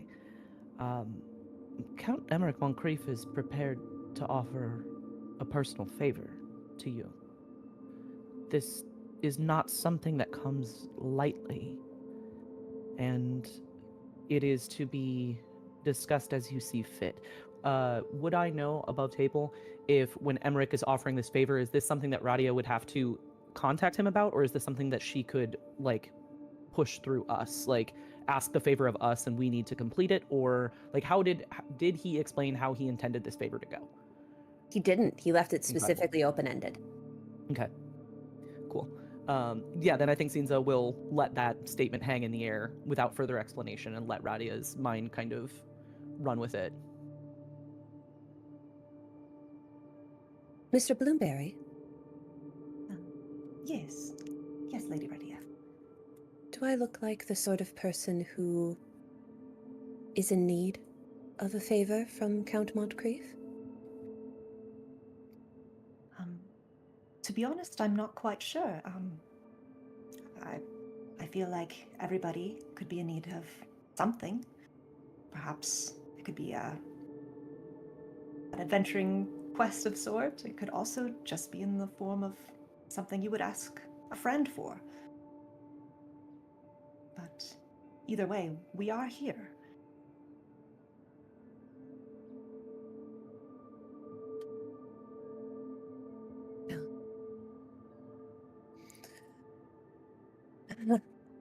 I am a young noble, a young woman unfamiliar with the ways of politics. But it does seem to me that perhaps a favor could be a very valuable thing indeed. Very well. I will accept the Count's offer without condition. However, I do have a condition for the four of you. The well-being of... Visibly see the tips of her pointed ears move up just a little bit. The well-being of Vesperholt has been the charge of my family since we were granted the land to rule 1,200 years ago. Whatever dangers you encounter on the island, ensure that they are confined there. Sinza bows her head as respectfully as she can and meets Radia's eyes and said, "My lady, I would do anything to show you that my words are true and that we are incredibly capable." Well, then, if you will accompany me to the library, I can procure you a map and perhaps some field notes. That would be more than generous. Radia leads you to a shelf with X-shaped shelves, and there are rolled maps stored in each. Ah, here we are. She reaches up to grab one of the folded maps, but her fingers barely graze the bottom of the scroll, even on tiptoe. Radia stands about 5'4", all in all, so she's definitely on the shorter side. So you see her reaching up, trying to get this map. My lady, may I? Thank you. Of course. And we'll reach up and we'll hand it to her. She will lift the scroll out of your hands and takes it to a table, unwrapping it and spreading it out. Here, this is a survey from about 250 years ago. Observations from the riverbank, it looks like. They might provide you with some insight. So here's what you are able to piece together after reading these different notes and information. So, observers noticed movement in the trees on the island, streaks of fire which seemed to go out on their own, dark figures walking along the beach, occasional cyclones throwing branches and needles into the water, and crashing sounds like rocks being smashed together. Frequent storms center on the island, or lightning clouds without rain. Wick and Sinza are able to carry on the conversation a little further past putting these notes together and finding the important bits of information here. This was presumably a Khaled ritual site. If we're talking about a place being haunted or spirits, Khalids as a people, as a society, are very much in tune with nature and the world around them. They call forth spirits into existence, or they're able to coalesce forces of the extraplanar and give them name, give them form as a type of worship. These are called eidolons. The eidolons are their gods and their protectors. But Sinza and Wick, you both know that eidolons are bound to their casters, and they only appear when they are summoned. So this kind of activity on the island is probably not from an eidolon. I'm sensing a lot of elemental kind of occurrences in terms of earth, trees, water.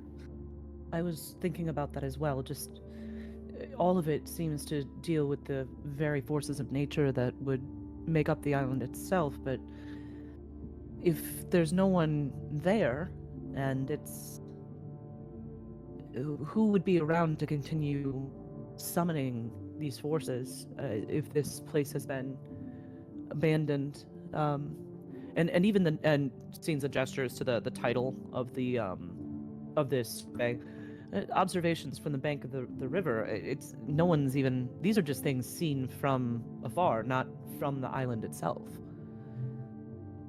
Well, when's the last time anybody has even gone there? Maybe it's just all a ruse to keep people away. I mean, great way to keep people from something you want to get to. make people think that they don't want to be there because it's too scary. Well, whatever is there, it kicks up some sort of a fuss. It's just far enough away I can see it on the horizon, and the lightning storms that are spoken of in these notes do still occur, almost nightly, if not more. I would suggest a day expedition.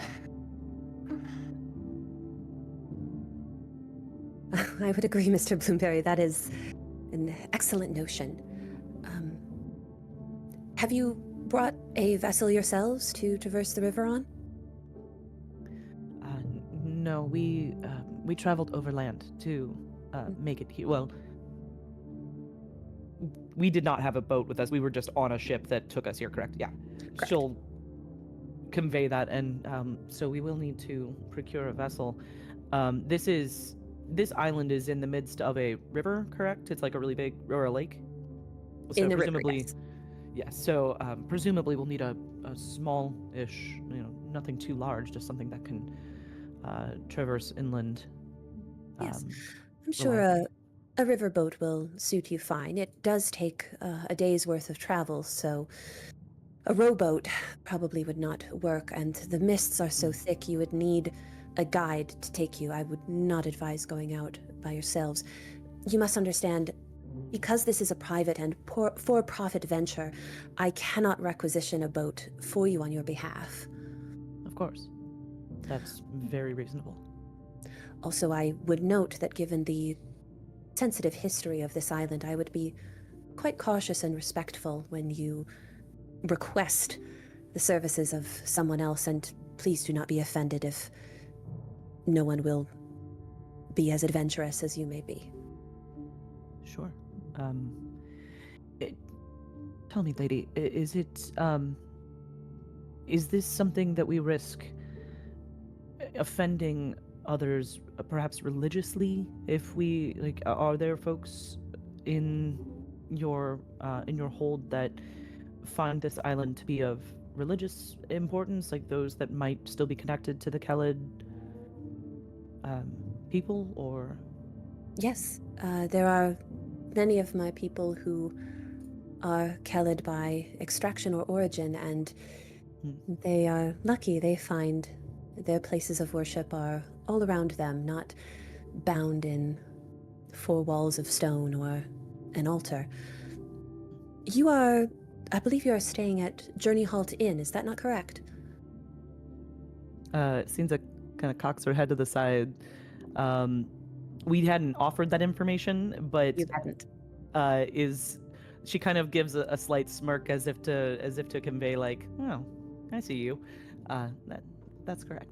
I ask because the carriage that you rented came from Journey Halt. I should not have presumed. I do apologize. Well, it was truly no secret. I mean, if you had asked, we would have told. Just thought you might have been asking after us. Who knows? Well, it is my understanding that Olak of White Pine, he's a very prominent figure in the Hallowed community, and from all accounts, he is a kind and gracious man. You might do well to speak with him more on this matter. Sure.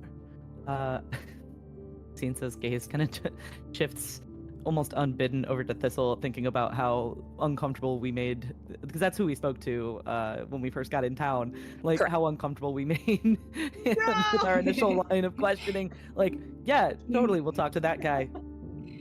He literally slipped away from the conversation. It's like, that's nice, guys, bye. I don't know why you all are worried. I think this will go great. Right, it's us. What could possibly go wrong? Exactly. As we're walking back out and we pass back by the items in the display cases, Cinza is going to ask about that star knife.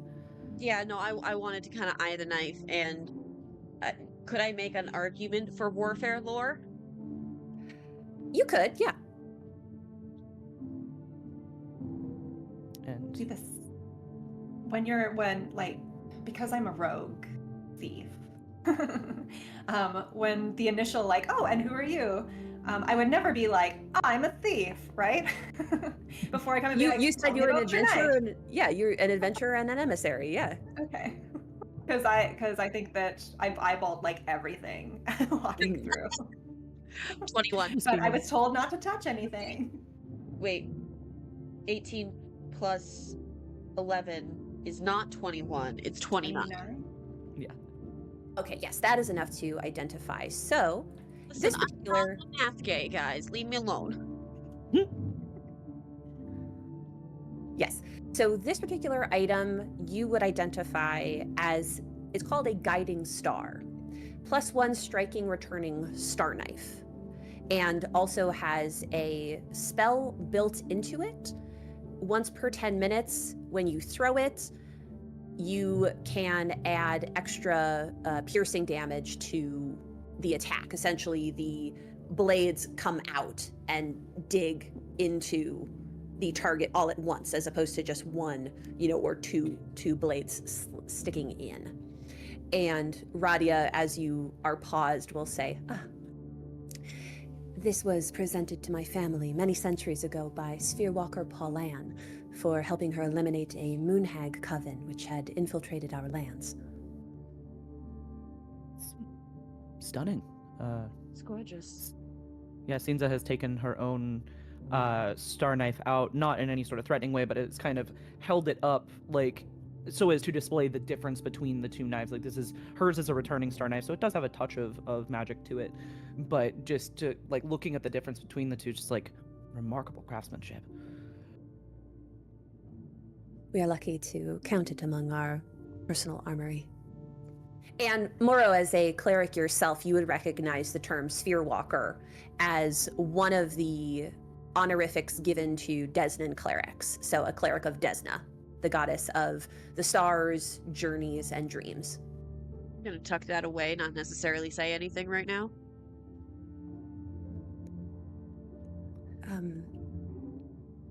Sinsa? Yes. That is, I'll be having some company tomorrow at the house. If you have been planning to return, if you needed something, of course, you're most welcome. Dr. Ryan Dayrick, an old family friend, he's the chief of medicine, as I mentioned, at Miss Taven Sanitarium. Of course. Please don't go out of your way. You have many things to do, and the map will be sent to you. As I said, there's no need to make another trip. But if you had forgotten anything, I wanted to make sure that you knew that I would be having company tomorrow, though if you were... The house will be open for visitors tomorrow. Of course. I think I have everything on me, but if I do forget something, or if I just happen to be in the area, I'll yes, of course. Zaydu will show you out, and Zaydu comes up and thanks you for the courtesy of your visit, and the carriage is outside and ready to take you back to Pale Gleam. Before we leave, absolutely grabbing Morrow's hand, like, Oh yeah. it's happening. I this ship it so hard. before so this room she said goodbye to us in the foyer, correct? If there is a brief moment after Radia walks away and her butler shows us out, is there anything in this room that is like something that Sinza could, like, if there's you said there's benches, correct? There's one bench, yes. Does the bench have a cushion? Sure does. She takes her neckerchief off and tucks it under the cushion, just ever so slightly, just the tiny corner sticking out. You cannot be trusted. Okay, Zaydu rolled so well that you know that he saw you. Like, there is no way he didn't see you. Does he say anything, or does he help? Was he present for the invitation and the whole if you forget anything? Oh yeah. Yeah, he was waiting. He had made sure that the carriage was, gotten and pulled up, and so he's escorting you all out. So yes, he was waiting and heard all of it. Yeah. That's right. Dude, he's a professional. If he sees it, it's going to lock eyes with him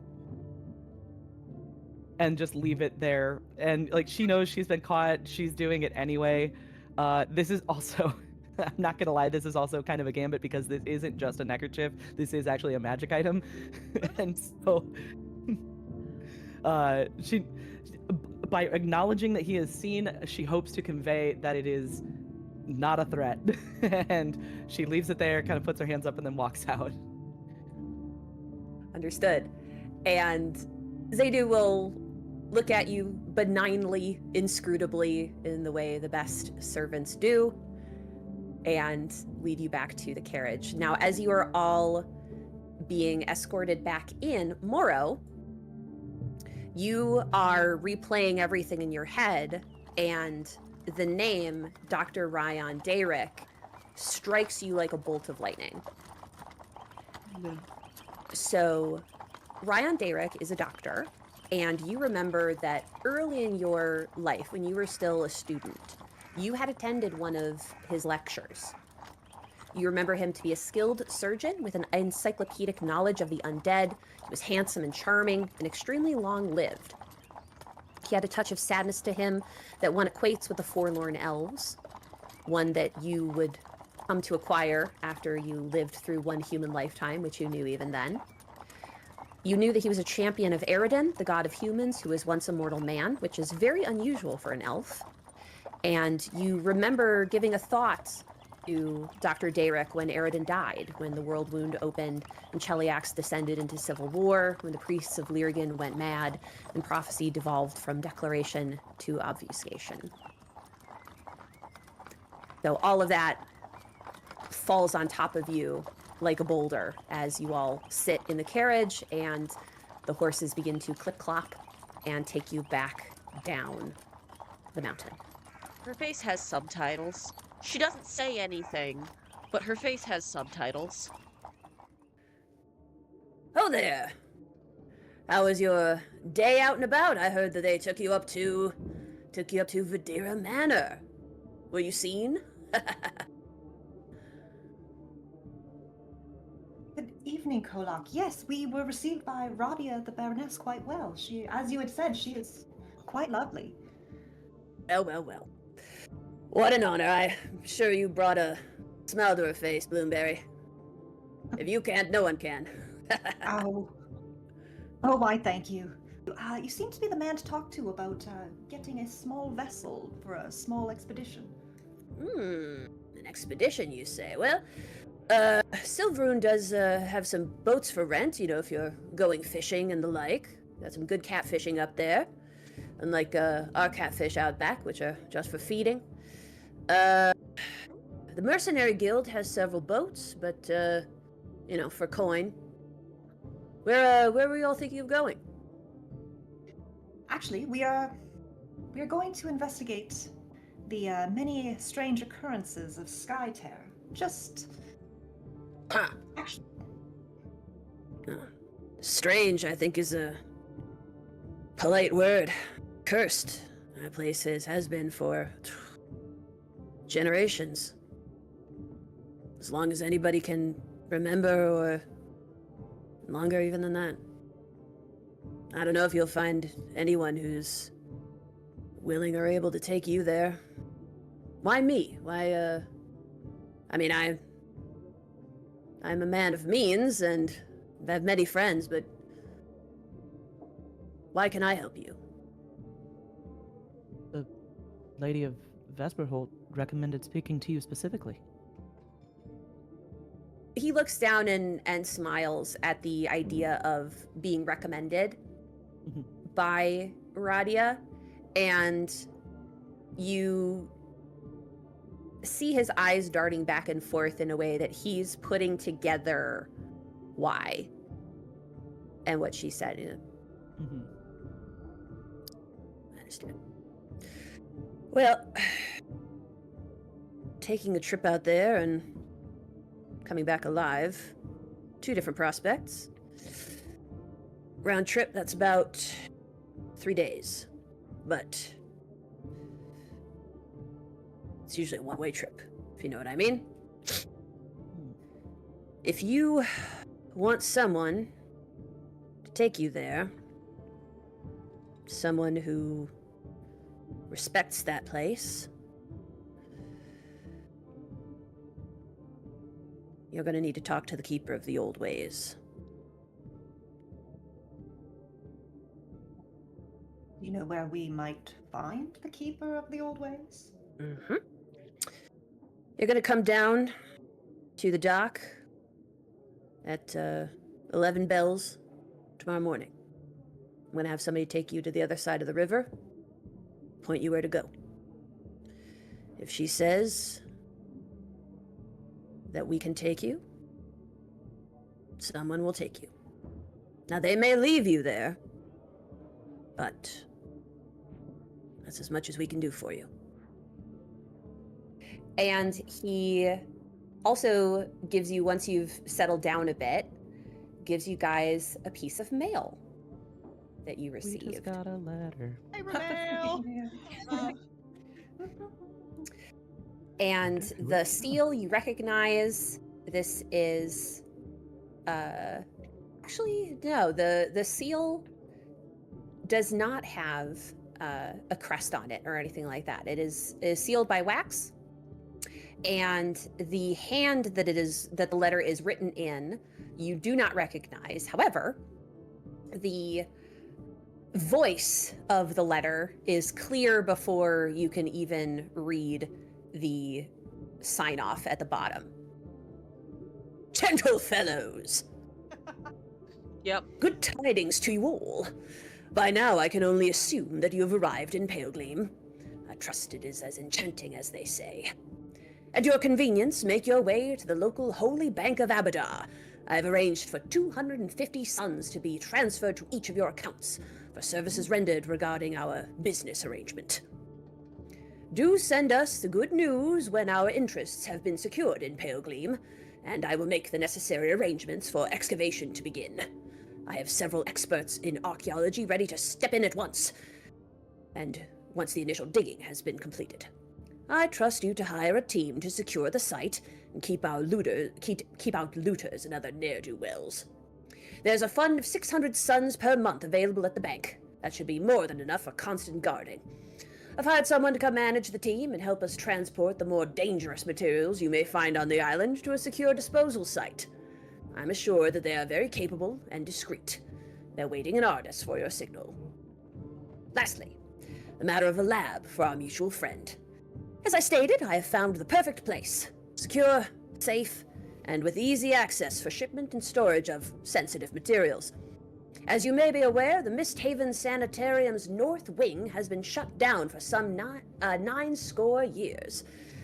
Abandoned it sits, unused and unwanted. But no more! Speak to the board. Convince them to let you use the space. Do what you must, for there is no better place to bring our great works to glorious fruition. Yours, Count Emmerich Montcrief. I have this sinking suspicion that Morrow's about to have to be likable. Wick, you are enjoying the ride, the gentle splash of the oars as you make your way up the river. Thistle, as you are looking around, and it only lasts a moment, but a moment which lingers. Within the mists, it's as if when they're swirling for a moment, they form some kind of figure. A feminine kind of form. So you would imagine or an angelic form almost, like a robe or a long, like the women's bathroom symbol kind of form. I love it. So for a brief moment, and then it dissipates or is gone. Do I know if there's a Lady of the Lake myths here? Are they protected by divine feminine figures? Great question.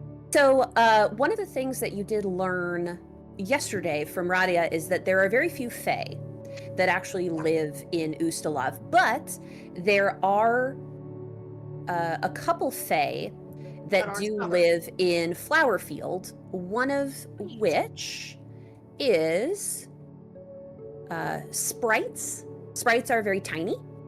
Okay. And then domovoi, which are house fae. So she did not say anything about naiads. Okay. I think I might ask our guide here. Say, friend, Oh, these waters, it's thick with adventure. Do you know anything about here? What don't I know? Well, indulge an old elf. I could start spinning you stories. Anywhere in particular I should start? Women of the water, perhaps? Ah, I see. Did you get a glimpse of the Mist Maiden? Mist Maiden? Oh, well, your beauty would belay how you're not a child, are you? I mean, look at you. You're a grown woman. Only children see the Mist Maiden. Well, perhaps she is looking for a friend. Perhaps. No, it's a story that children tell each other. You know, when you're young, you watch the clouds. Well, our little ones watch the mists, and they have stories of the Mist Maiden. She's gonna kind of like lean into it and be like, and what is your story of the Mist Maiden? No. Not me. I spend my time contemplating the water when I'm fishing, but not much else. Perhaps I never needed any help. Perhaps I had enough friends. That's almost sad. Someone as strong as you sometimes needs a touch of the feminine. The touch I find the most solace in is my pillow at the end of the night. As you step into the clearing, a deer walks from behind the hut, gently picking its way through the grass, staring at you intently. Its antlers are thick and latticed. Approaching, you notice that there are 2 sets of antlers growing from each side of the animal's head, and the creature stares with double sets of eyes. It stops beside the path near the door and neither blocks you or leaves. I am going to give a slight bow and say, "We are here in search of the keeper. Should you know where we find her, friend?" The ears of the deer flick back and forth in a very usual way for such an unusual creature. And then the door to the hut opens, and a squat old woman in a buckskin dress exits, short cropped white hair adorned with a flower crown. She holds a clay pipe in her hands, glistening with flecks of stone and shell mixed into the clay and polished until they sparkle. She strikes a tinder twig with her long yellow teeth and lights the herbs in the pipe, inhaling deeply and studying you with rheumy eyes. Dasua, welcome. Her eyes kind of go wide and she's like, "The work is lovely." Like, kind of like admiring the crown. Thank you. We are here seeking assistance. I understand how crazy this may sound. We are actually seeking assistance with travel to, oh god, why did I just forget the name of the island? Skytear? Skytear. Baksa, a place of much travel. Scars run deep and shadows linger long in that place. I tend to go where most others would not. Probably for their better judgment. And what do you want from me?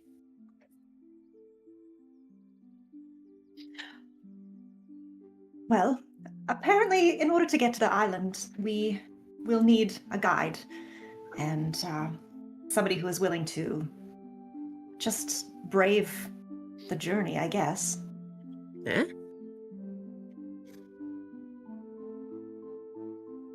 But I guess we can't do so without first checking with you to see if it's all right if we go forward.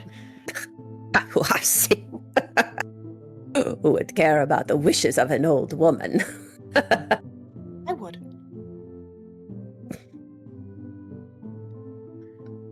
Is that so?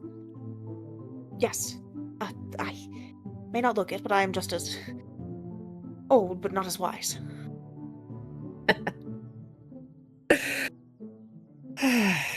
Some get older, some get wiser. Rarely both. Occasionally neither. Come inside. So, our island of sorrows. What will you do when you reach its black shores? We hope to dispel a curse. Are you that strong? Or are you that foolish? I think everyone feels foolish until they're proven. Evidence. You didn't bring me evidence, did you? But I am no judge.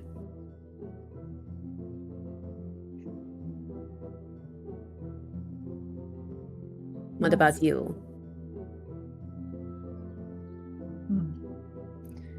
Sometimes, bravery can look a lot like foolishness. And foolishness can look a lot like bravery. Ooh, I suppose.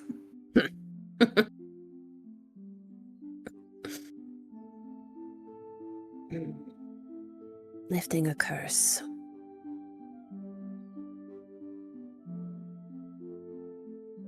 Are we quite sure it is a curse? Dark, foreboding, where no mortal may tread. The world is full of life. It exists to support life. What else would you call a place where life is barred from approaching, but cursed?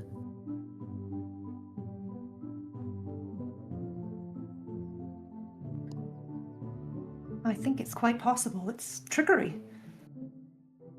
Well, now I know what to look out for from you. That's the evidence you've brought me.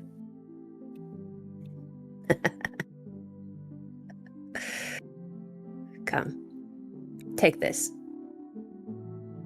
And she hands you a deer hoof carved with doe eyes of various sizes.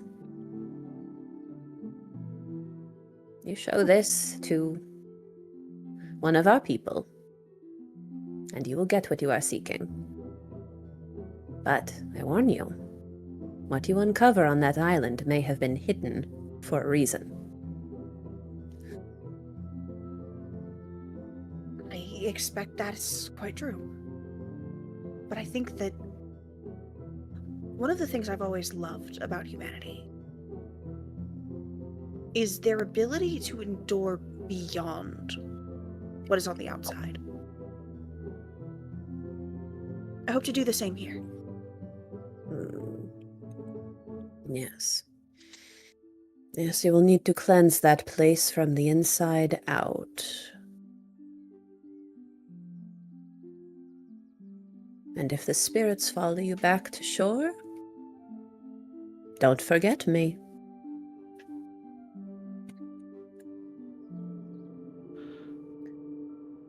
Hello again. You are here for your scarf. You found Yes, one of the left it behind.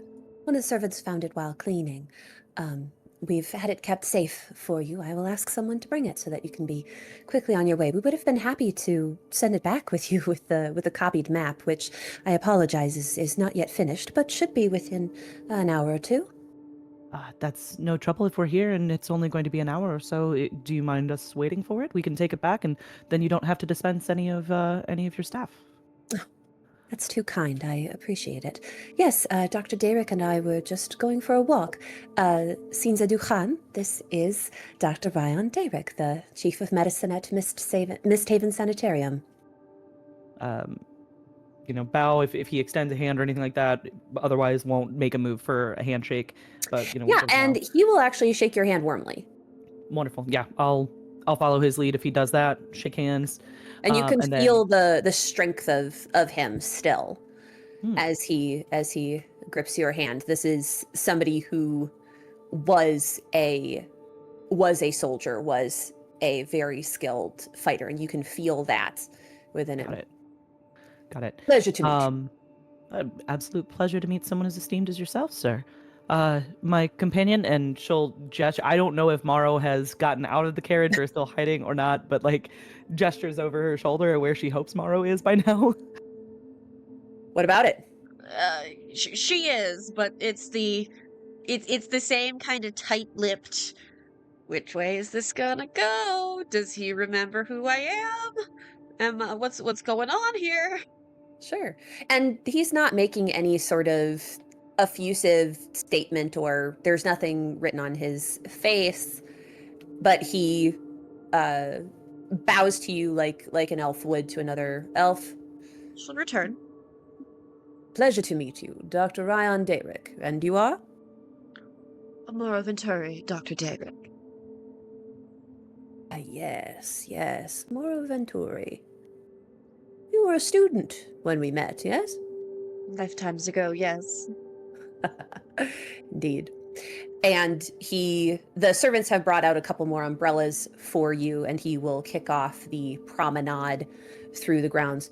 Do you maintain a practice now, or are you an itinerant healer? I have become rather nomadic. I do specialize in war medicine now. I tend to go where I'm needed. I find myself too much of a creature of habit to be restless, but I understand its appeal. And he looks at you in a way of understanding exactly the nature of that appeal. Mm-hmm. So what brings you to cross our paths again? I'm currently in employment of Emirate Montcrieve. The professor, that bloviator. He laughs a bit, and Bradia shakes her head a little. It's incorrigible. Man, Count Moncrief has been quite kind and kept me very well informed. You know, he very much wanted to be a friend of our father, even if it didn't go that way. And Derek, his mouth closes into a bit of a line. I meant no offense. I apologize if any offense was taken. And Mara's just gonna straight up just look at Sinza and wait. Sinza again does sort of a it's no trouble hand gesture. Like, oh no, of course. I was effectively raised by the Montcrieves. I know how his stories can get out of hand on the third, fourth, and seventh retellings. And she gives a winning smile as if to, even though for a brief moment, as he did kind of insults Emmerich, her jaw just almost imperceptibly tightened ever so slightly, but she laughs it off. He's a man of much means and moderate ability, which makes him quite a titan among men in Ustalav, I would say.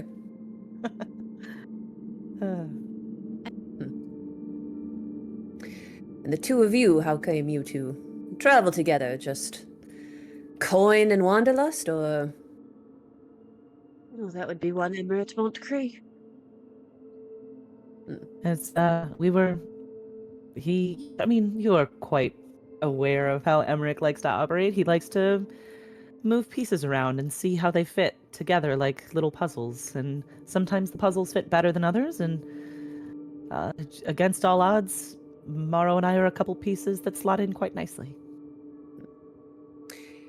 Putting it that way, there's a bit of a sour expression that passes across Derek's face, but he chooses not to make comment on it.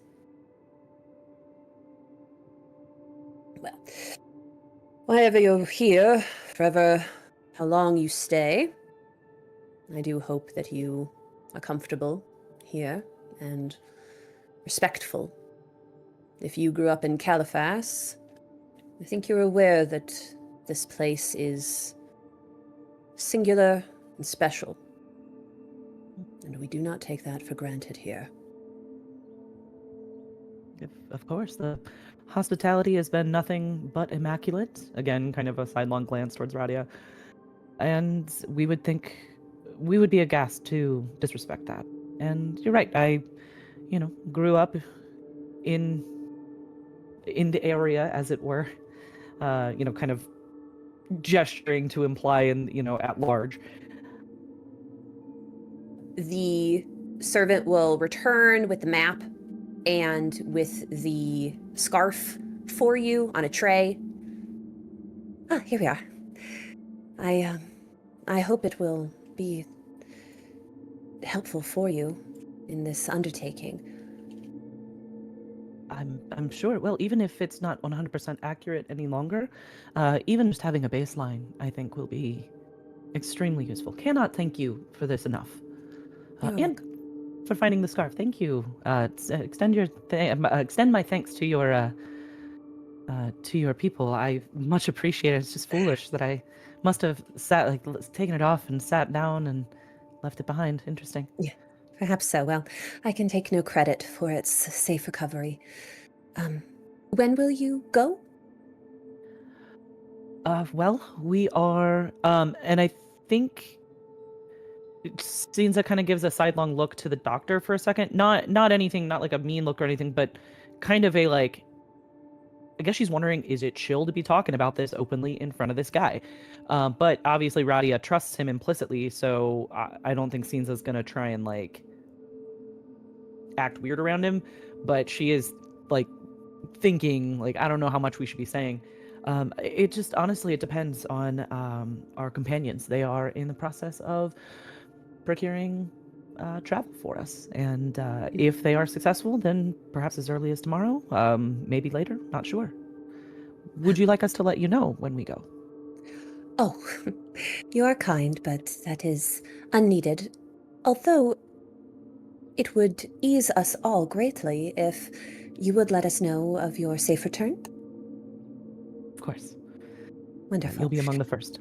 Of course. Well, we won't tarry any further. We will allow you to prepare for, hopefully, tomorrow's adventure. Thank you, Lady Radia. Of course. It is Thank good you. to see you again. And thank you, good doctor. I wonder if I may ask a favor. You may ask, certainly, but usually when a doctor is asked a favor, it doesn't always end well. But Well, please. think of it as a favor from a fellow scholar. I've heard the north wing of Misty Step is still abandoned. I do have interest in the historical significance. There's a lot that could be preserved for something that has been abandoned for so long. I wonder if it would be possible for me to see within its walls. And at the mention of Misthaven's North Wing, both Radia and Derek's eyes, it's okay, snap to each other for a moment. And Derek says, the North Wing is not a topic of conversation for an afternoon stroll. And I will extend the benefit of the doubt that you did not know that when you presume to ask. I have office hours from time to time. You will come to see me, and we will discuss your curiosity. Of course, I do apologize if I overstepped. Tis really just a historical interest.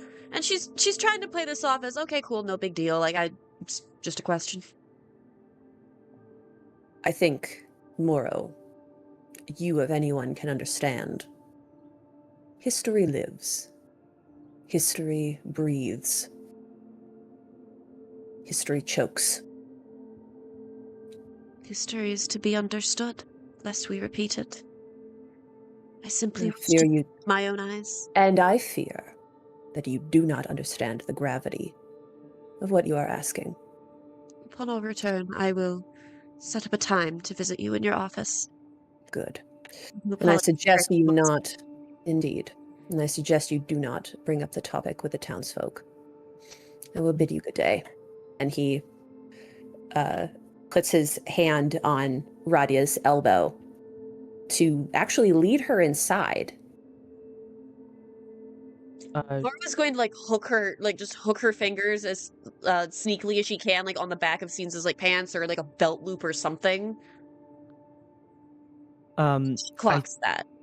Yeah, I think Cinza was going to like give a goodbye to Radia and like it does that like as if Radia is being pulled away, there's just kind of like a Yeah. moment. And she will not stop him from moving her, but she will turn over her shoulder.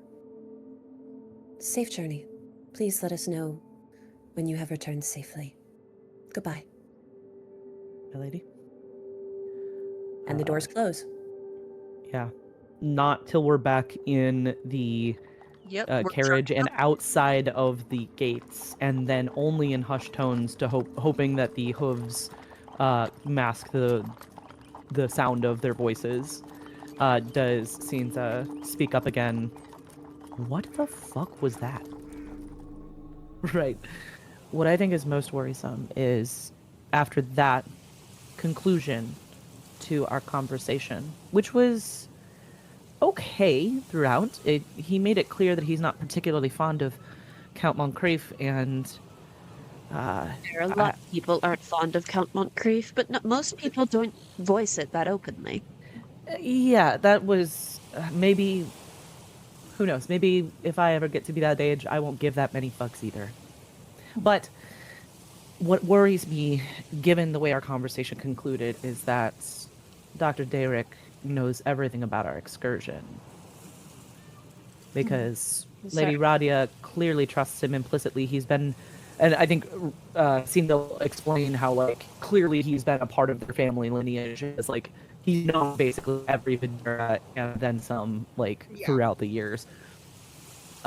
Doing math, because so the rumor is that he's like 700-ish back when I was his student, which would put him at probably like 900 to almost 1,000 now, if the rumor is true. Yeah, and so I'm just going, this was going, okay, just throwing out an idea. Are we sure that he's not being kept alive by whatever's on this island?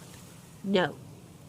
I mean, we're not sure of anything, I think is the point. And I didn't love the way when he decided the conversation was over, he took the Baroness's elbow and ushered her away.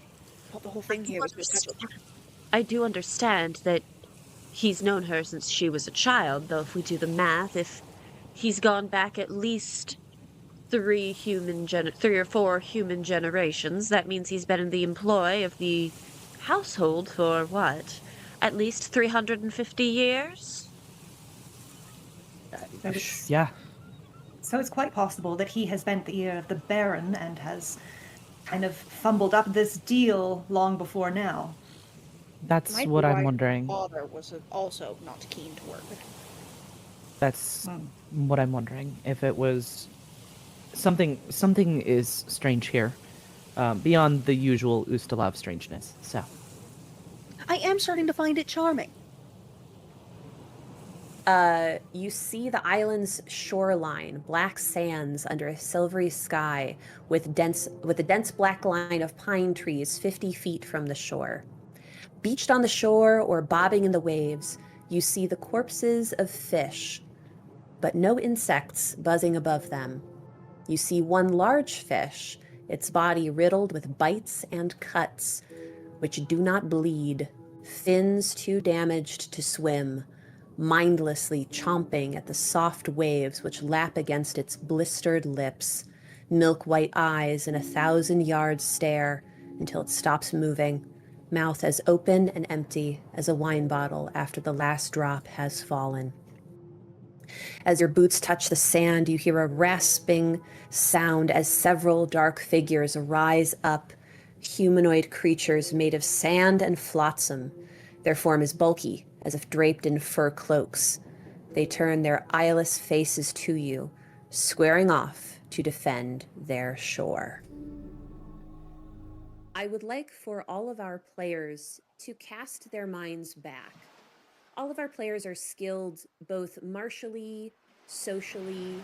Some of them have academic knowledge, some of them are performers, are quite gregarious, but something they all have in common is the ability to hold their own in a life or death situation. This has not always been the case. I would like each of our players today to tell us about the first time that they believed they would lose a fight, perhaps with mortal consequence, perhaps not. I would like to start these recallings with Wick Bloomberry, our halfling rogue. I think the very first time Wick thought he'd lose a fight would probably be back in Cheliac. And it wouldn't have been with some sort of monster or any sort of fiend. It would probably be with a schoolyard bully. And I think that he had discovered that being sneaky and using some schoolyard tricks of his own could earn him the rewards of winning a battle, more so with using his fists. And being a rogue, that kind of sneaked his way into being a thief, being a sneak, and taking on some more kind of sort of sneaky feats in order to win any battles. Sure. That lesson has certainly served you well up to this point. Thistle, our elven witch. I think that her mother was very determined to kind of have almost a servant of every major god. She bonded very closely with more draconic deities. Of course, that's where she was always drawn. Her heart was always drawn to. She was very close with her younger brother, who was a lover of art and music and all things beauty. And that kind of set them apart from some of their more warlike siblings. I think that she was like 10 or 11, getting her ass handed to her after one too many smart comments to Golan. And after he broke her nose, that's when it really settled in. It's like, nobody's coming to help me. I have to take this into my own hands, or I could go the way of some of my failed siblings. And I don't know if I would be mourned. I think that sparked something in her where she knew two things. She had to get out of here as quickly as she could, and that if you don't fight, you sink.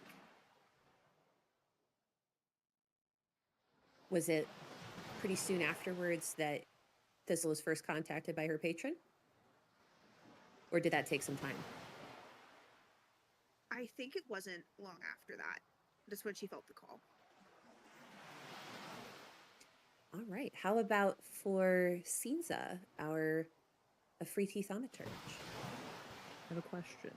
Is this intended to be specifically a physical fight? Not at all. I think battles are fought across many fronts. Then my initial answer was going to actually be very similar to Wick's, because she did get into scraps in school because I think she was a little bit of a shithead, but I think the first time she actually realized that she was in a fight she could not win was when her parents sent her away. I think as a young child, you don't have any concept of there's always a first time you clash against your parents, and your parents say, hey, we're the parents and this is how it's going to be, for better or for worse. And as a kid, sometimes you don't understand because you can't see the big picture of what safety actually means, and what you have no concept of what someone who's lived longer than you could possibly, what their foresight could actually mean. And so I think the first time she realized she was going to lose an argument was the time she was told she was going to go with the Moncriefs. She was going to be going with Audrina, and she said she didn't want to go, that she wanted to stay with her parents. And her parents said, no, this is what's best. And it started out as a, honey, we understand, we love you very much kind of conversation. And eventually the words got not harsher or unkind, but firmer. And she cried. And I think there was just a stark realization of nothing I can say will change their mind. And that was a really powerless moment for her. Yeah, you guys are all living in a cosmic universe where prediction does not work anymore. Morrow and Thistle, you remember a time when it did. You remember a time of augur. You remember a time when you could look in the stars. You could look to a god, and they would be able to tell you what was going to happen. That is not the case anymore. That's the world that Cinza and Wick were born into. But that doesn't mean that fate does not exist. And it certainly doesn't mean that cause and effect don't exist. So yeah, being a small child bumping up against inevitability, who could win against that? And finally, our elven cleric, Morrow.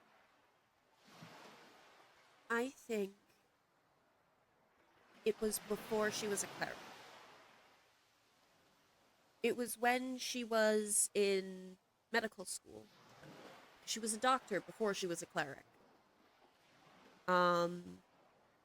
She had always taken a liking to doing battlefield healing, so she had been part of other battlefield medical staff, but I think it was the first time she lost a patient after hitting them with everything that she had. It's possibly what pushed her towards Shika and towards becoming a cleric. It's definitely part of what gave her control issues. But I think it was the first time she realized you can do everything right, and sometimes you still can't save everyone. Yeah. The world that you all live in, there are different explanations, deific, scientific, philosophical, as to why this plane even exists. Why does the mortal plane exist? Why does the material world continue? And as many beings are interested in this plane, as many of them try to sustain this plane, and some of them try to destroy it, this plane exists for a reason, and existence on this plane is temporary. It is a maddening duality that I can imagine Morrow being confronted with and being extremely frustrated by. So Morrow, you have positioned yourself in front of this purple sand sentry here. Yes. You see the first fist coming at you. Great. But then the other hand comes around. Your fortitude DC is 24, which is very good. But with a 30 athletics check, that is not enough. This creature bear hugs you with both arms. And those of you who have the ability to see, which right now is only Cinza, you see this sand sentry press against Morrow, and together they disappear below the sand. Shit. Wonderful. Morrow, you hear these sounds, you feel the vibration. And then you hear something else. This scraping and battering against your clothes, your gear, your elven ears. They coalesce into a whisper. The language is harsh and guttural, But as the sounds of the surface world fade away, the meaning of the words becomes clear. The silence of the grave holds little power to save.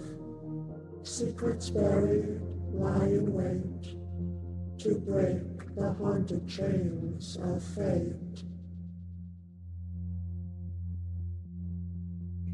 And Moro, you feel released from this creature. Huh. And you are able to raise your mace up, and Cinza, you see it poking up out of the muck. And Wick, the sand falls away from your eyes. You can see again. Thistle, there is nothing to hide from now.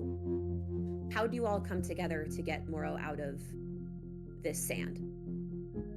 I think Cinza was not even realizing as she was like stabbing blindly down into the sand, she was like screaming almost, and not any words in particular, but the moment she sees the mace pop up, there is a like, oh, there, help, and is like calling the others over so we can all pull her free. Yeah, definitely. I think Log is like furiously digging. Little He's log. pretty good at it. He's got little paws.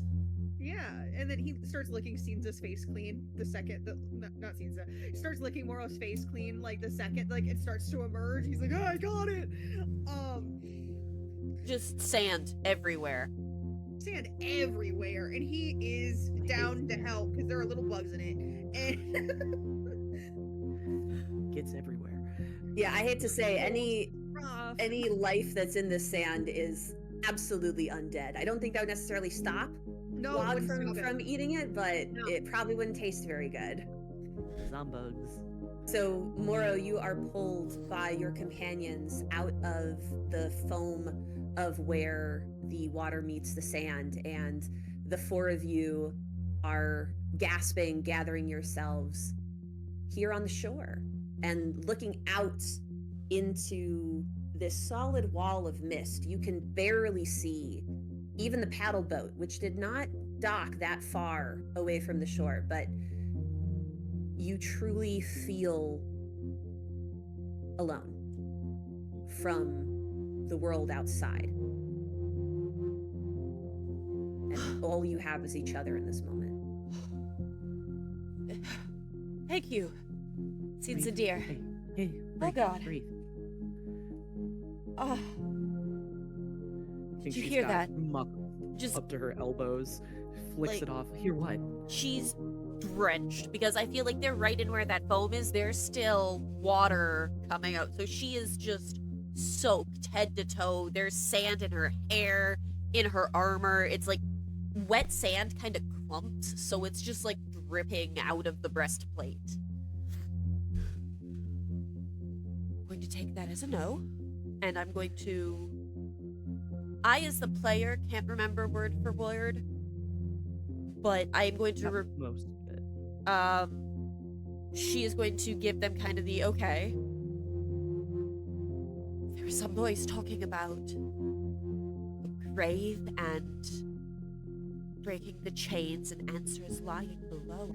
And Cinza, while you do not speak the language, the way that Muro is describing what the language is, and I think Thistle, from meeting Jelka, the Keeper of the Old Ways, you would recognize that these whispers were in Kellid, the language of the Kellid people. Or Hellet, rather. Hallet, the language of the Kellid people.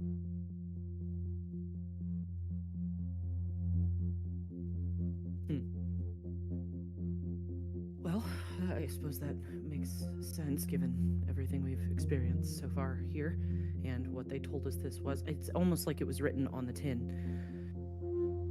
So the thing about Shaika is she isn't necessarily going to appear the same way anytime. It's actually more common that she will appear differently every time. It's almost like a mantle that different beings take up. That being said, is this, when the voice speaks, do I recognize the presence as Shaika, or is this completely unfamiliar to me? Religion check. let's see where your head is at right now. Religion is a plus 18. That's a nat 1. Awesome. I was really focused on not dying. Yeah. Well, here's what I'll say with a nat 1. I think because Shaika is all about fate. She is the closest, one of the only, her and Pharasma are pretty much the only deities that still cling to any sort of authority. And Yog-Sothoth, I guess, but we're going to leave them out of it for now. They are everywhere. Fate, destiny, and prediction. She is one of the few goddesses left who has any sort of authority over these areas. And when you cast your mind with that 1, you feel her rebuke on you. How dare you question? How dare you try to solve something? You were given information. Information is all you need right now. Okay. Either take it or leave. As you cross through the tree line, you carefully step your way through untouched forest. Dense trees, broken branches, and piles of nettles litter the forest floor. What you do not detect is any sign of animal life. No nests, no scat, no bird song. Only the crunch of your boots on twigs and pine cones. That's not great. That is not great. Thistle. Yes. When you were a child, and you were doing something that you shouldn't be doing, who was most likely to catch you and to scold you? God. This is so dependent on what part of her life. I think that there was her mentor had a 6-eyed bird that would watch over her in the woods. But if we're talking about when she was really little, it was definitely her siblings who were watching each other. We kind of acted as like our own secret police in some way because there's so many kids. And we all wanted to be mother's favorite. I think it was Golan who would always keep an eye on the two freaks. Describe Golan as you would remember them as a small child. He was, by the time I left, he was like 16. He had almost a buzz cut. There was a scar on his cheek from training. He already had armor and had already gone on a mission, which was unthinkable to me at that age. He always had like a hand on his short sword and these gray eyes you could never really detect anything inside of. And Thistle, in this memory, in this dreamlike state, that is exactly who you see coming out of the tree line. It doesn't raise any alarms for you. It doesn't seem strange, just like how a dream operates. It's not weird that you're alone. It's not strange that he's here. And he walks up and squares up with you. What are you doing here, Run? I'm supposed to be here. You're supposed to be studying. You're supposed to be training. You're supposed to be Mummy's good little girl. She takes like a half step back. And with lightning quick reflexes, he grabs the back of your head, hair clenched in his fist. Where do you think you're going?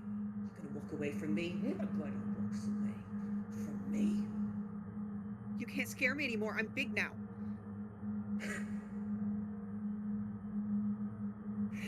You are small.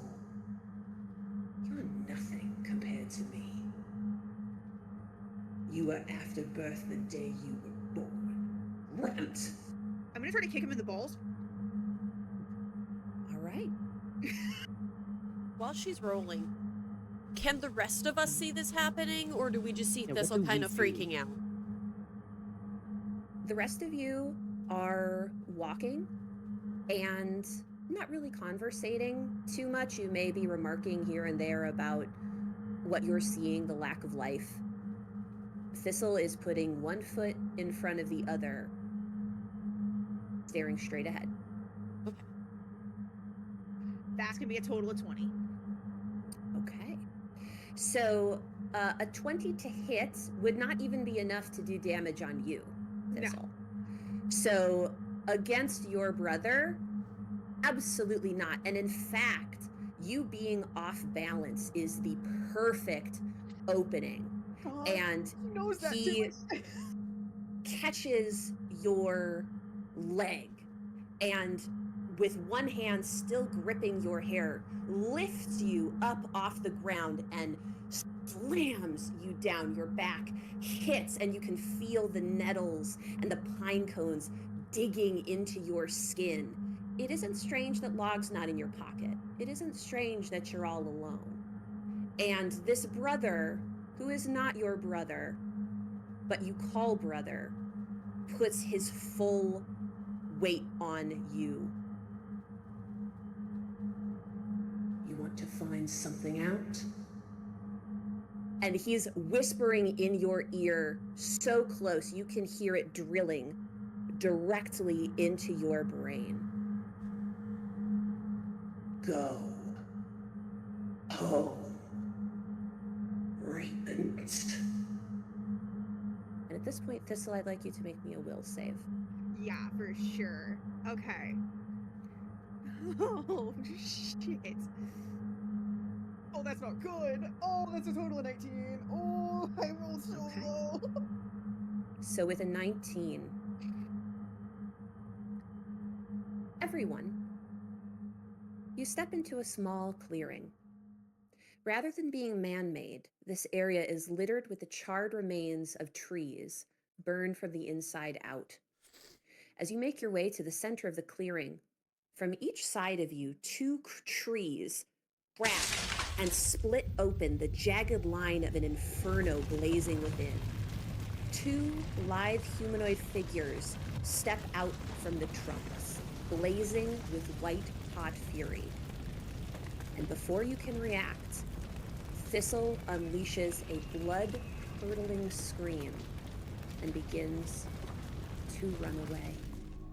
So I've got this spell called Calm. I'd really like to try to keep Thistle from running off while there's, sentient fire. That sounds like a horrible idea. So... All right. So fear is an emotion effect and mental. So the way Calm works is you can forcibly calm a creature in the area, soothing them into a non-violent state. So essentially, Thistle would have to do a will save, which you can voluntarily fail if you would like. I will fail it. So any emotion effects that would affect you are suppressed. And you cannot use hostile actions. So that also means that you cannot attack, but it also means you will not run away. And you will not be frightened for this round. I can live with that. Wonderful. Okay. So, so Thistle, you scream, you are snapped back into reality. I think you have turned away. You are about to move. Morrow has recognized what is happening. I think you, at the very least, you understand fear. It doesn't matter where it's coming from or what it is. You have the remedy. You have the cure. I am going to first check for my emotional support log. Is he back? Is this real now? As far as you can tell, you're back in the real world. Yeah. Log is here. Your friends are here. It does not feel dreamlike at all. You absolutely do feel the influence of Morrow's magic on you. It's not bad necessarily. It feels like a breath from the first world. So the first world, the laws of physics don't work exactly the same. So I think when you're under the effects of a spell from Moro, colors seem a little brighter. Maybe things seem like at a slightly tilted angle, but otherwise pretty normal. You're tripping balls. You just Everything's on fire. Just This is not her first rodeo. just Dutch angle everything. It explodes as well, but you are all far enough away not to be affected. As the last fire creature explodes into a moat of cinders, the trees continue to blaze, spreading quickly from branch to branch, pile to pile. From all sides, you hear the crack of thunder, and rain pours from above, dousing the flames. Clouds descend to touch the treetops. You are surrounded by several amorphous creatures made of clouds with lightning appendages. Huh. We are still in combat. She just throws her hands like, yeah, great, awesome. If all the forces of the earth and beyond could attack us right now, that'd be real cool. Oh, you all continue to the center of the island, walking out from the trees into what you assume is a ritual site. And Can I religion about this? are we? You can. Is our cameraman back to control our party members? Lovely. All right, let's go to the center of the island. Could It's in time. this interim, Thinza's going to put another scroll on her belt Sure. Makes to complete replace sense. the one that she The ground is muddy with pools of strange black glass from the lightning strikes. Oily black columns ravaged by scouring winds lean haphazardly around the site, tilting in the mud, while others have completely toppled over. In the center of the clearing is a pool of water, and sticking out from it in a line are 4 columns of marrow stone, reaching over 10 feet, and 10 feet high, and who knows how many feet deep into the water. Black crusts obscuring the white stone beneath. You have found the lazurite vein. Love that. Roll me a religion check, please. That would be a 34. Perfect. All right, as you stand in the shadow of these columns, you can imagine the radiation that is emanating off of this lazurite, clinging to all of your clothes, your armor, tracing its rotten fingers across your face, buzzing dark commands into your ear. Lazurite is not something that most people are meant to see. It really is found only in the Darklands and is generally carefully guarded by ghoul enclaves. So to see it sticking out of this pool of water is an arresting sight. And Moro, I think with that 34, and especially from the critical failure that you got earlier, I will say I think the rest of your companions see you begin to start dealing with this curse without fanfare, without question. It is time to lift the curse on this island. Thistle. Yeah. You had a finger of this power touch your mind and really dig underneath for what it can find. I think for you to banish this curse is a rejection of your family's influence. You are not going home. You are never going home again. And no one is going to make you do that. And you feel log in your pocket tense a little bit, and you know that your patron is watching now. And I want you to start channeling their power. And you're going to give me an occultism check, and Log is going to be giving you a +2 to this check. It'll be a total of a 28. Fantastic. Okay. Sinza, you are watching these elves who are so much older than you, who have seen so much and have direct connections to a magic that you have been working your whole short life to cobble together some sort of bridge to.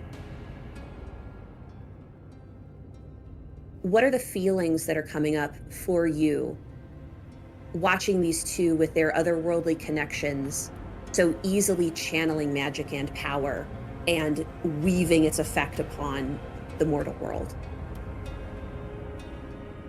I think it's a violently oscillating set of thoughts that kind of almost tumble like they're wrestling one another on the ground, just rolling over and over one another. It starts with pangs of jealousy, the same jealousy she felt as a child at seeing magic come so easily, magic she didn't understand but wanted for herself, come so, you know, with hardly any effort. But then there's the logical brain that takes over, like, these are beings that have decades, if not centuries, on you. Like, this isn't to be jealousy is a waste of emotional effort in this moment. And then there's a third contender that's also a pang of pride. You soloed an elemental of fire and an elemental of air, while it took the three of them to handle another, you know, it took others to, like, you know, you're not nothing. You've come so far. You're the youngest of this group, but you've come so far. You might never be, you're not an elf. You might not get the opportunity to be this good because you might not live this long. But you're not nothing. But then just watching it just keeps going in waves. I think the other two, like the logical brain and the pride, is maybe winning out a little bit over the jealousy, but it's still there. She just can't get rid of it.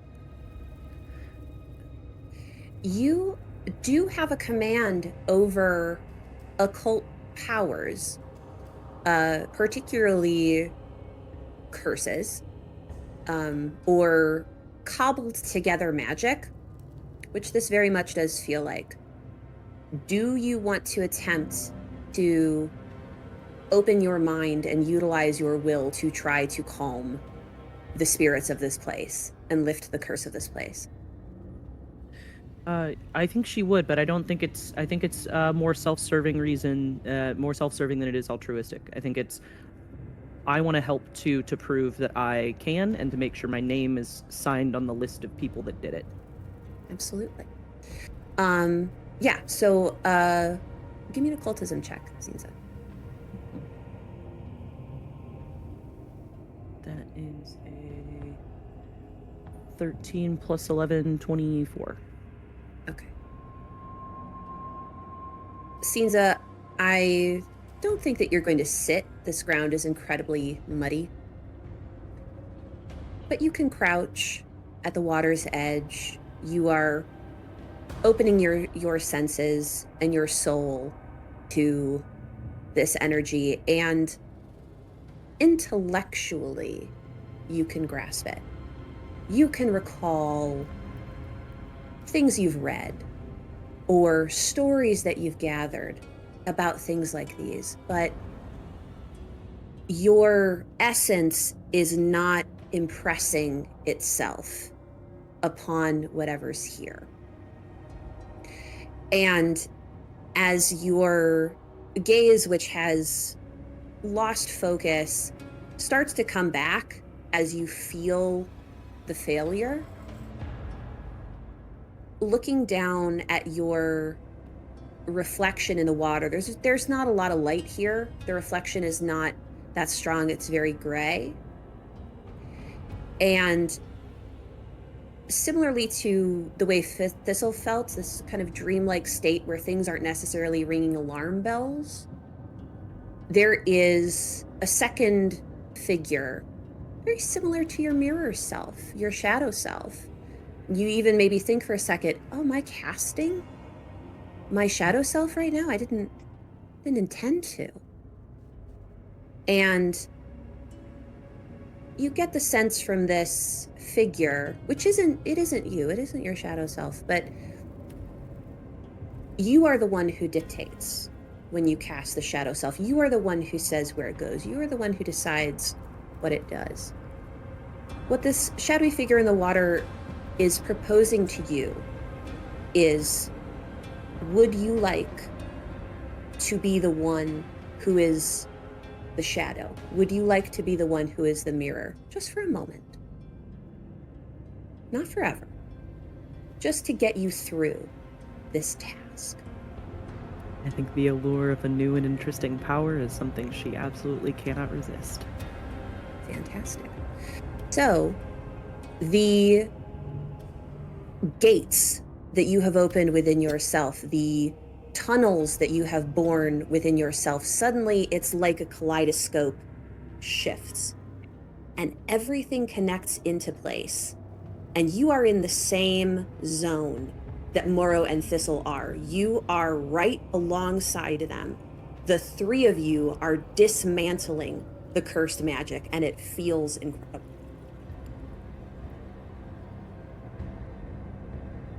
Wick, go ahead and give me a perception check. I'm very good at that. If they were to attack us now, Wick is the only one who can do anything. Oh boy. Nothing. I have a 30. Wonderful. So Wick, yeah, unfortunately, Morrow just launched right in. Thistle followed suit. She had, fire in her eye. This seems personal to her.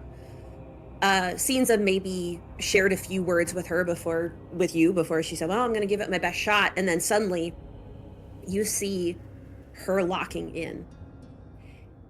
And you've been looking for this shadowy figure that you saw in Gervelin's wings for a long time. I feel like you're looking everywhere.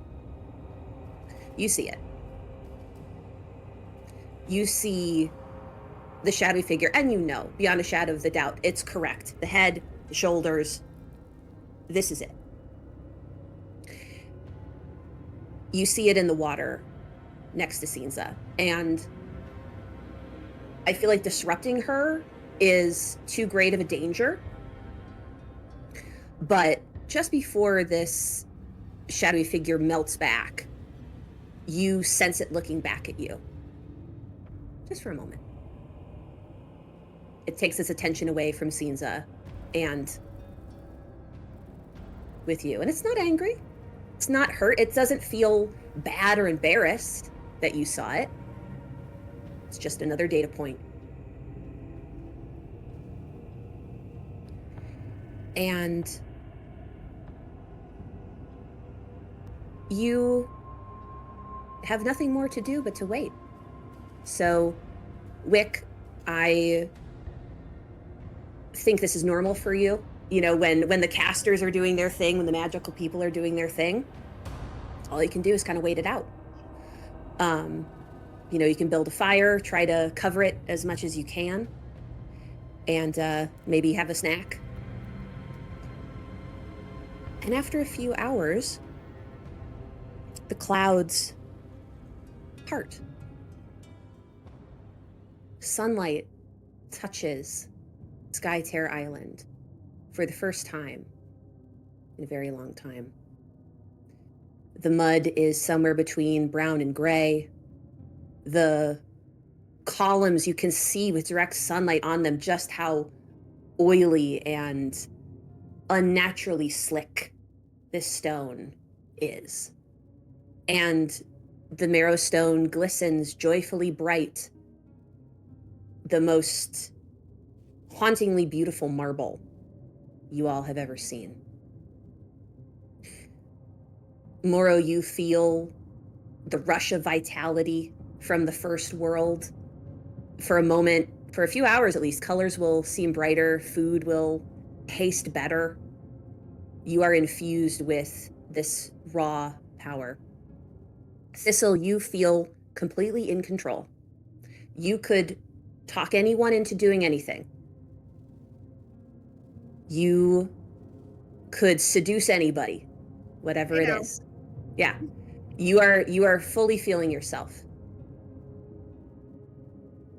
And Cinza, whatever feeling you have intellectually, emotionally, they're all, I'm sure, very positive. But something within, it's not that there's less of you.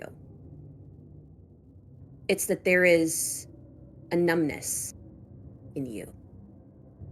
You are drained 1.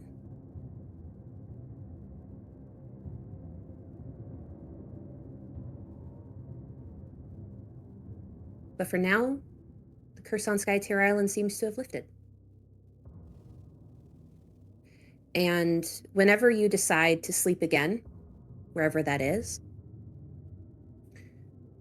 when you do finally get to sleep, Cinza, in your dreams, you hear a voice, soft, trembling, but very passionate. Cinza, I am standing on my balcony. The lightning over Skytear came to a terrible crescendo, and then silence. I pray that you are safe, and you will return to us shortly to provide an accounting of what I'm sure has been a success. Farewell, and pleasant dreams. And that is where we will end. What have Thank I you, done? everybody. What have you done? What will you continue to do? That's the bigger question.